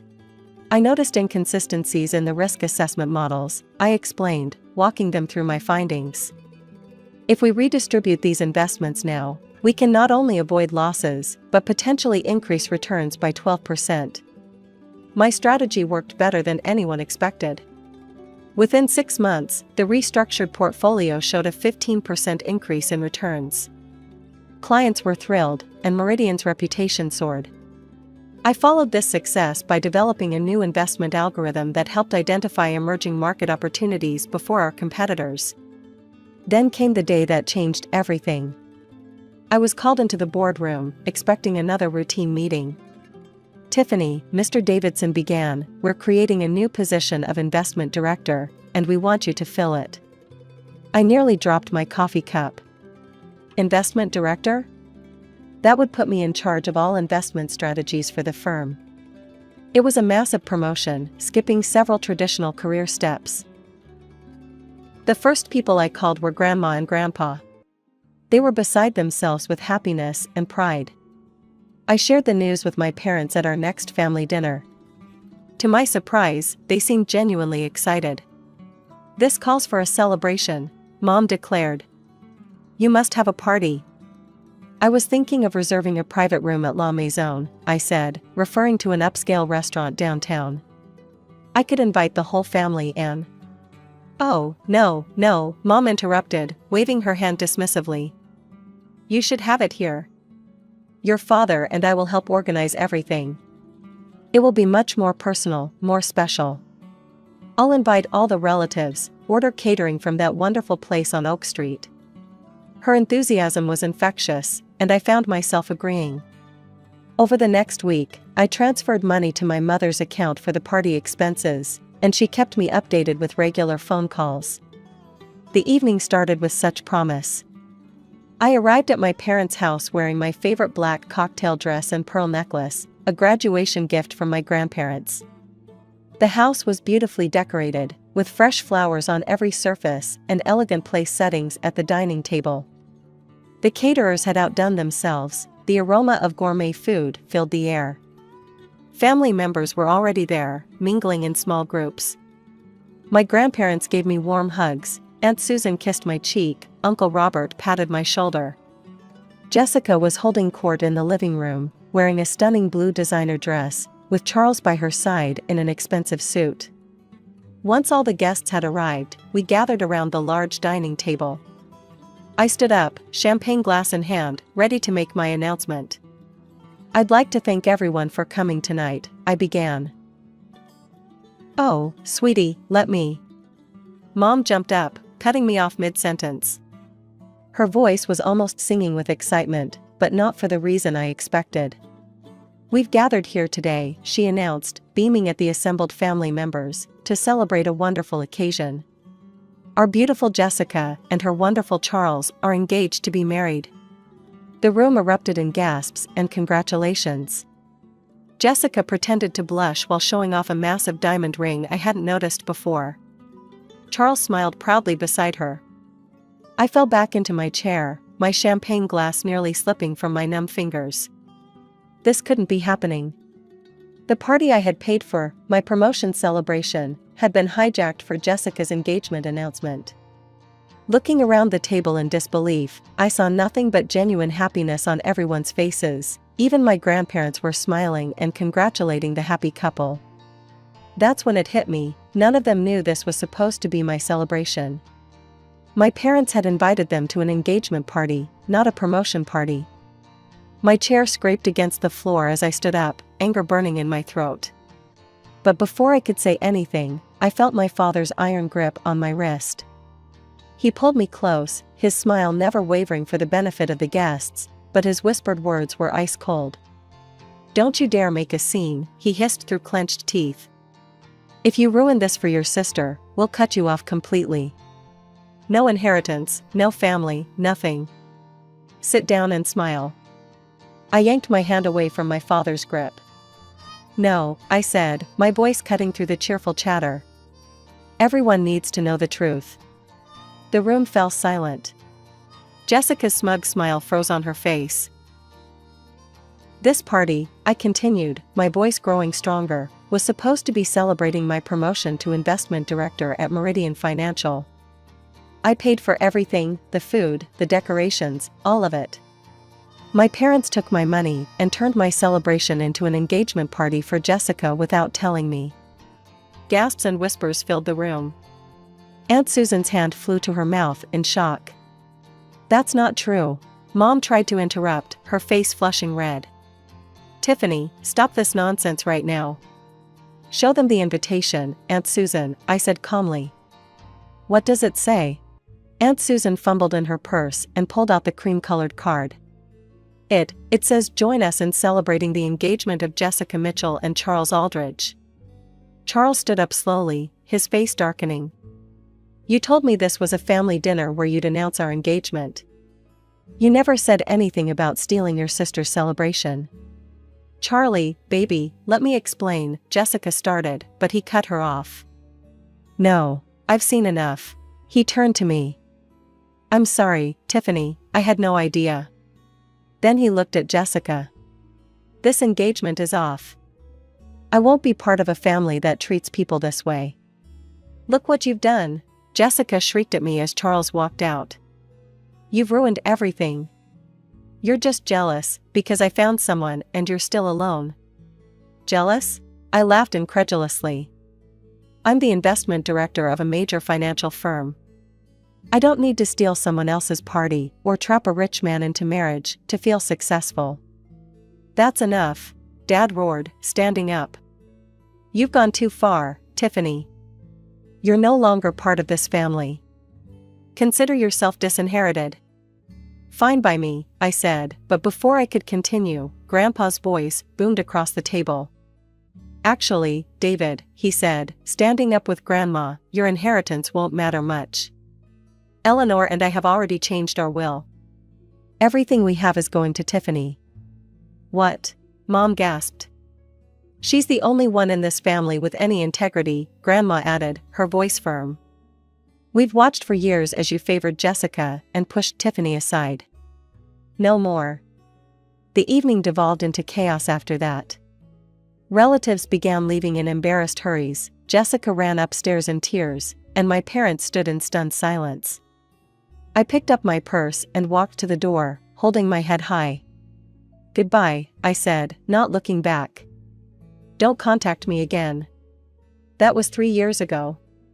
I haven't spoken to my parents or Jessica since that night. I heard through the grapevine that Jessica still lives at home, bitter about losing Charles and his money. My parents tried to reach out once or twice, but I blocked their numbers. My grandparents, though, remain my rocks. We have dinner together every Sunday, and they're more proud of my achievements than my parents ever were. Sometimes I think about that night and realize it was the best thing that could have happened. It freed me from seeking approval from people who would never truly give it. Last week, I was named the youngest CEO in Meridian Financial's history. When I told my grandparents, Grandma cried happy tears, and Grandpa opened a bottle of champagne he'd been saving for a special occasion. To authenticity, he toasted, and to finding your own path. I raised my glass and smiled. Finally, I was exactly where I was meant to be. I was born into what you might call an ordinary family, Mom, Dad, and eventually, my younger sister Sarah. We lived in a modest 2-story house in a quiet neighborhood, nothing special really. But looking back now, I can see that's where any sense of ordinary ended for me. From the moment Sarah was born, 3 years after me, our family dynamic shifted. She was a sickly baby, always catching one thing or another. Colds turned into bronchitis, ear infections became chronic, and mysterious fevers would appear out of nowhere.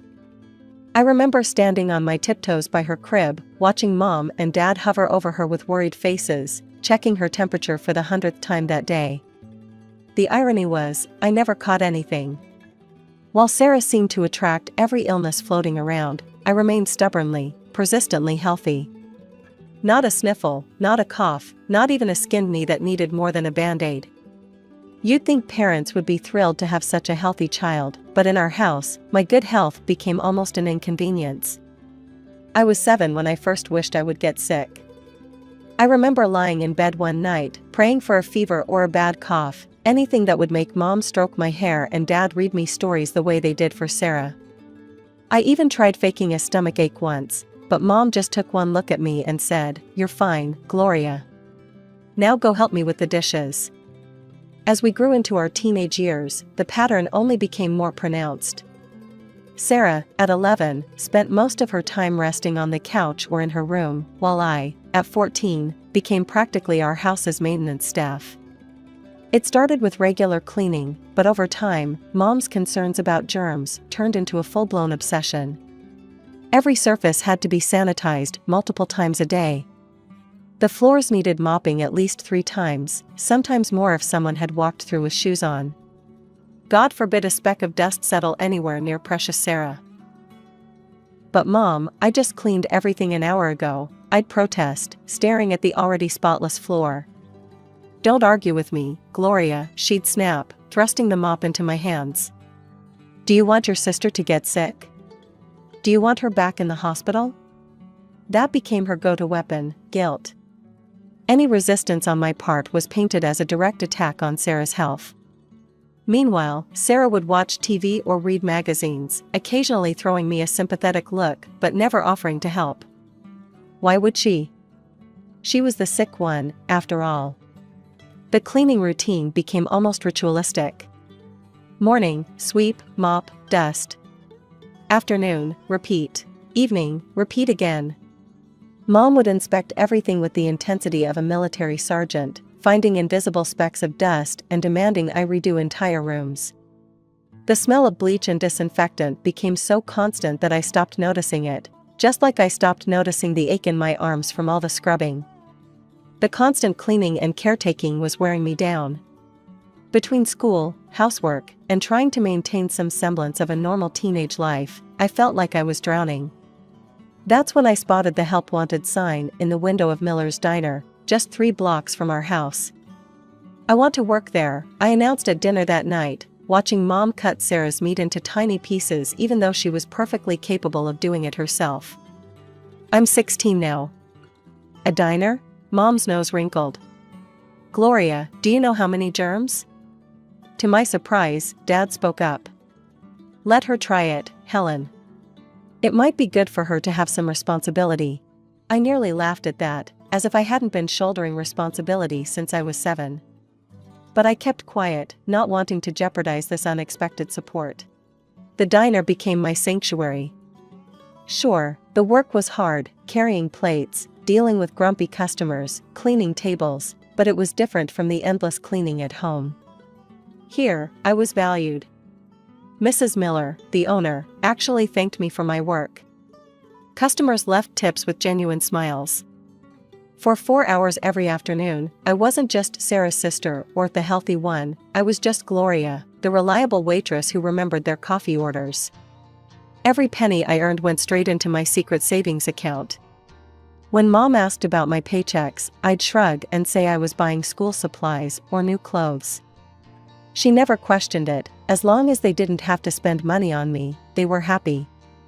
But the diner was just part of my escape plan. During the day, I threw myself into my studies with the same determination I'd once put into cleaning our house. I joined every academic club I could, entered every competition, and signed up for all the advanced placement classes our school offered. Gloria Martinez, my chemistry teacher, announced one day, perfect score on the state science Olympiad. Again. My classmates clapped, but I was already thinking about how this would look on my college applications. I needed a full-ride scholarship, my future depended on it. The day I got my acceptance letter from State University, complete with a full academic scholarship, I wasn't even surprised. I'd worked too hard for any other outcome. But I waited to tell my parents, knowing what was coming. Sure enough, a week later, Mom and Dad sat me down at the kitchen table. Sarah lingered in the doorway, pretending not to listen. "Gloria," Mom began, her voice heavy with practiced martyrdom, "we need to talk about college. With all of Sarah's medical bills. We just can't afford to help with your tuition," Dad finished, looking genuinely uncomfortable. "The treatments have taken everything we—" "I got a full scholarship," I interrupted, pulling out my acceptance letter. "Everything's covered, tuition, room and board, even books. You won't have to pay anything." The relief on their faces should have hurt, but I was past that. What I didn't expect was the flash of envy that crossed Sarah's face as she skulked away from the doorway.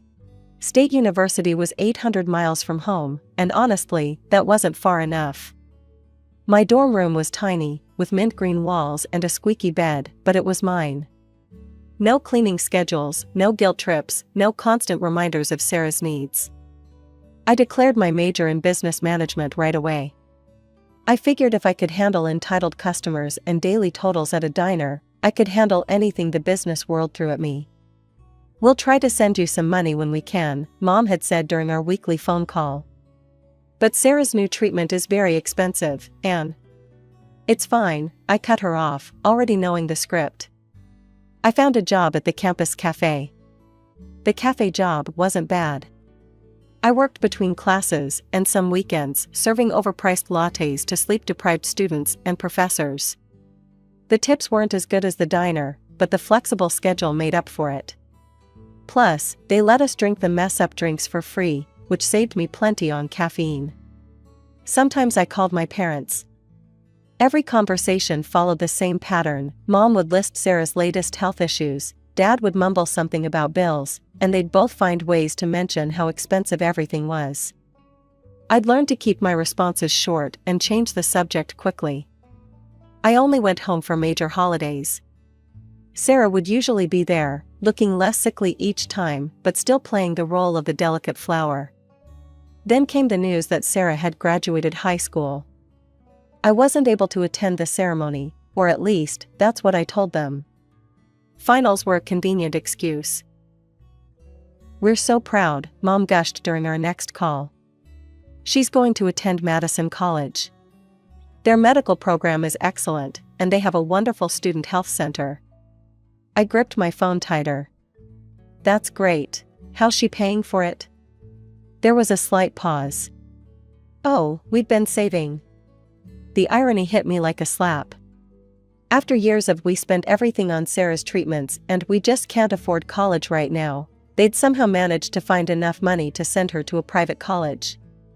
I thought about my own scholarship applications, the countless nights spent perfecting essays while also maintaining my grades and working at the diner.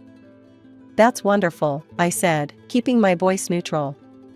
"I'm happy for her." "We just want what's best for her health," Mom added, as if I might have forgotten their eternal justification. After hanging up, I sat on my bed and let out a long breath. The familiar bitter taste in my mouth wasn't exactly anger anymore, it was more like validation. Every scholarship I'd earned, every extra shift I'd worked, every penny I'd saved had been the right choice. After graduation, I landed an entry-level position at Bennett & Associates, a mid-sized consulting firm. The starting salary wasn't impressive, but I saw potential. While other new hires complained about long hours and tedious tasks, I threw myself into every project. "Martinez," my supervisor called out one Friday afternoon, "that efficiency protocol you suggested for the Thompson account? The CEO loved it. Keep this up, and you're going places." I did keep it up. Every project, every presentation, every client meeting became an opportunity to prove myself. I developed a reputation for innovative solutions and attention to detail. When I proposed a new customer relationship management system that saved the company thousands, the senior partners took notice. The promotions came steadily after that. Junior analyst to senior analyst. Senior analyst to project manager. Each step up meant more responsibility, more respect, and yes, more money. I moved from my cramped studio to a decent one-bedroom apartment, bought some proper furniture, started building an emergency fund that had nothing to do with escaping my family. "Your quarterly numbers are exceptional," Mr. Bennett himself told me during my third-year review. "How would you feel about heading up our new digital transformation division?" I was 30, making six figures, and finally feeling like I'd built something solid for myself when the call came. "Gloria, honey," Mom's voice had that forced cheerfulness I remembered so well. "You must come visit this weekend.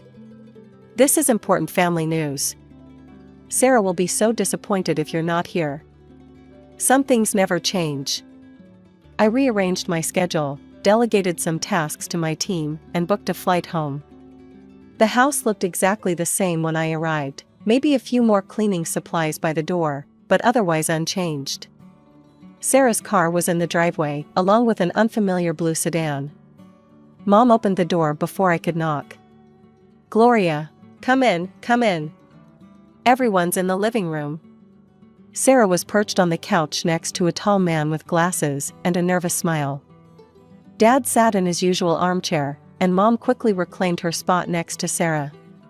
"Gloria," Sarah beamed, "this is David, my fiancé. We're getting married." Sarah continued, holding up her left hand to display a sizable diamond ring. "The engagement party is in 2 weeks. You'll come, right?" I managed a smile and appropriate congratulatory noises. David seemed nice. But something felt off. Throughout dinner, the conversation kept circling back to my career. Mom, Dad, even Sarah couldn't stop asking questions. "So what exactly is your title now?" Mom pressed. "And you manage how many people?" Dad wanted to know. "Digital transformation, that sounds impressive," Sarah mused. "Must pay well?" I answered each question vaguely, years of practice helping me deflect their increasingly pointed inquiries about my finances. But I couldn't shake the feeling that this sudden interest in my career success wasn't just casual conversation. 2 weeks flew by in a blur of work deadlines and project meetings. Before I knew it, I was back in my hometown, pulling up to the Grand Plaza, easily the most expensive restaurant in the city. Sarah waved to me from the entrance, wearing a designer dress I knew she couldn't afford on her entry-level nurse's salary. David stood beside her, looking uncomfortable in his new suit. The private dining room was packed with faces I barely recognized, distant relatives, old family friends, what seemed like David's entire extended family. Crystal glasses clinked, waiters glided between tables with bottles of champagne, and elaborate flower arrangements centered each table.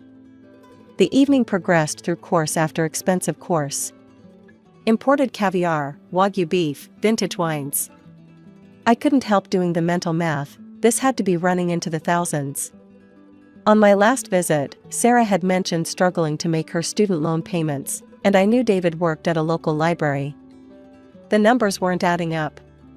"Another bottle of champagne for table 3. Sarah called out to a passing waiter, not even glancing at the wine list. She caught my eye and smiled. "We have to celebrate properly, right?" Finally, as the dessert plates were being cleared and guests were starting to gather their things, the restaurant manager approached our table. He was carrying a leather folder.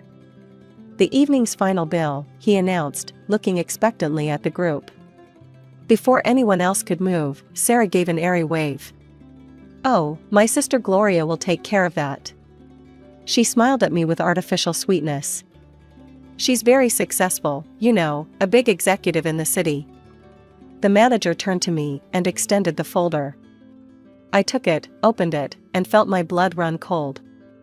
The number at the bottom had far more zeros than I'd expected, even with my worst-case calculations.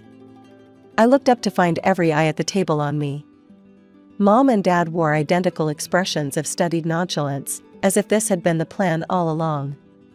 David looked mortified, but said nothing. And Sarah? Sarah was smirking, actually smirking, like she'd just pulled off some clever trick. They'd planned this. All of it, the excessive menu choices, the premium wines, the endless appetizers. The constant questions about my job and salary during their surprise announcement. They'd set me up, assuming I wouldn't dare cause a scene at my sister's engagement party. I closed the bill folder and stood up slowly, my chair scraping against the hardwood floor. The restaurant had grown quieter, other guests sensing the tension at our table. "I'm not paying this bill," I said, my voice steady. "This is the first I'm hearing about any of this." Sarah's face contorted. "What do you mean you're not paying?" "Of course you're paying. You're my sister." "Gloria," Mom hissed, "don't make a scene." David's parents exchanged alarmed looks. His mother leaned forward. "I'm sorry, what's happening?" "We thought the bill had been arranged." "Nothing was arranged," I said, looking directly at Sarah. "They just assumed I'd pay without asking me." Sarah shot up from her chair, face red.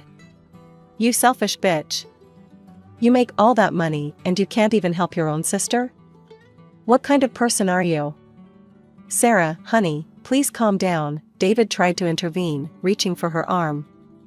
She yanked away from him. Don't tell me to calm down. She's ruining everything. She's always been jealous of me. The scene devolved quickly. Sarah grabbed a wine glass and hurled it against the wall. Then a plate, then another. Crystal shattered, guests gasped, and David's parents stood up, horrified. David tried again to calm her, but she shoved him so hard he stumbled backward into a waiter. I didn't stay to watch the rest. I grabbed my purse, walked out of the restaurant, and drove straight to the airport. I booked the first flight home while sitting in the terminal, my hands shaking not from fear or anger, but from a strange sense of relief. The mask had finally dropped. They couldn't pretend anymore. My phone started ringing at 7 a.m. the next morning. Mom's number. How dare you, she screeched, before I could even say hello. You've ruined everything. Sarah is devastated. The engagement is probably off now, and it's all your fault. My fault? I let out a harsh laugh. You tried to scam me. Scam you? We're family. You make more than enough money to help your sister have her special day. You're just being selfish, like always. Dad's voice cut in, they had me on speaker. You humiliated us in front of everyone. You need to make this right. Make it right? I repeated. You mean pay for the bill you tried to trick me into covering? Well, yes, Mom said, as if it was obvious. And since you've caused all this trouble, you should pay for the wedding too. The venue Sarah wants is $40,000, and that would be a good way to apologize. I couldn't help it. I started laughing. Not polite laughter, but deep, borderline hysterical laughter. Let me be very clear, I said when I could speak again. I'm not paying for the engagement dinner. I'm not paying for the wedding. I'm not paying for anything. And please, don't call me again. I hung up, blocked their numbers, and went to make coffee. I had a meeting in 2 hours, and I wasn't going to let their drama derail my life anymore. A week after the restaurant disaster, I was scrolling through Facebook during my lunch break when I saw it. David's relationship status had changed to single. A few clicks revealed that Sarah had removed all their photos together. The engagement was off. I wasn't surprised. After watching Sarah's meltdown, any sane person would run for the hills. What did surprise me was the post that appeared on my feed later that evening, written by my mother and shared by what seemed like every relative we had. With heavy hearts, we must announce that Sarah's engagement has ended. While we usually keep family matters private, we feel we must speak out about the cruel and deliberate actions that led to this heartbreak. Our eldest daughter, Gloria, had promised to help with the engagement celebration and wedding costs, knowing how much this meant to her sister. But at the engagement dinner, she purposely humiliated Sarah in front of both families by refusing to pay the bill she had agreed to cover. This calculated act of sabotage came from a place of longtime jealousy and resentment. We have always known that Gloria envied the attention Sarah needed due to her health issues, but we never imagined she would stoop so low as to deliberately ruin her sister's happiness. Sarah is devastated, and David's family was so shocked by the scene that they encouraged him to reconsider the marriage. Our family is torn apart because one person chose spite over sisterly love. To those who wonder why we're sharing this publicly, we believe it's important to stand up to toxic behavior, even from family members. Especially from family members. The comments poured in like poison. I always knew there was something off about Gloria. So cold and distant at family gatherings. Poor Sarah.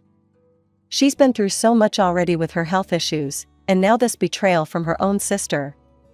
How could anyone be so heartless? Family should support each other. Aunt Margaret, who hadn't spoken to me in years, chimed in, Helen, I'm so sorry your daughter turned out this way. You and Richard were such wonderful parents to both girls. Some people are just born selfish. Cousin Rachel, who'd attended the engagement, I was there. Gloria just walked out while Sarah was crying. She didn't even try to explain or apologize. Shocking behavior. Even distant relatives I barely remembered were joining the pile-on, each comment more viciously righteous than the last. Not one person questioned my parents' version of events. Not one person wondered why I might have refused to pay. Not one person reached out to hear my side. The narrative was set. I was the villain who destroyed my sister's happiness out of jealousy. The successful but bitter older sister who couldn't stand to see her younger sibling happy. The cold-hearted career woman who chose money over family. I began typing. I've never been one to air family drama publicly, but since my parents have chosen to share their version of events, I feel compelled to share the truth. No, I never promised to pay for Sarah's engagement dinner or wedding. In fact, I knew nothing about these supposed obligations until the restaurant bill was handed to me at the end of the evening. The truth is simple. My parents and sister orchestrated an elaborate dinner at one of the most expensive restaurants in town, invited 50 guests, ordered premium everything, and then expected me to cover the massive bill without any prior discussion or agreement. When I refused to pay for this surprise expense, Sarah had a meltdown that included throwing and breaking restaurant property. I left to avoid escalating the situation. The next morning, my parents called to berate me. They demanded I pay not only for the engagement dinner but also for a $40,000 wedding. They never denied planning this ambush. In fact, they defended it by saying I'd make enough money to cover these expenses. Don't take my word for it. Listen for yourselves. I attached the audio file. I'd recorded that morning's phone call out of pure instinct, thank goodness. Their voices rang out clear and damning. Mom, you make more than enough money to help your sister have her special day. Dad, you need to make this right. Me, you mean pay for the bill you tried to trick me into covering? Mom, well, yes. And since you've caused all this trouble, you should pay for the wedding too. The venue Sarah wants is $40,000. The comments started immediately, but these were different. Oh my God, Gloria, I am so sorry for assuming the worst. I can't believe they tried to stick you with a bill like that without warning. Who does that? Helen and Richard, you should be ashamed of yourselves. This is exploitation, not parenting. Aunt Margaret, Gloria, honey, I owe you the biggest apology. I should have known there was more to this story. Cousin Rachel, I was at that dinner and I knew something felt off about the whole thing. I should have spoken up sooner. I'm so sorry, Gloria. Even some of David's family members commented, saying they'd had concerns about Sarah's behavior and stability, and that the broken engagement had more to do with her actions than anything I'd done. My parents tried damage control, claiming the recording was taken out of context, but it was too late. The truth was out. I didn't stick around to watch the fallout. I blocked my parents' numbers, blocked them and Sarah on all social media, and deleted the Facebook app from my phone. Enough was enough. That was 6 months ago. I haven't spoken to any of them since. Sometimes I get messages from relatives passing along news, Sarah's seeing a therapist now, Mom and Dad are in family counseling, but I don't respond. Maybe someday they'll understand the damage they've done, but I'm not holding my breath. For now, I'm focused on my life, my career, and the family I've chosen, friends who support me without trying to exploit me. And for the first time in my life, I don't feel guilty about putting myself first. Sometimes the healthiest thing you can do is walk away. Even from family. Especially from family.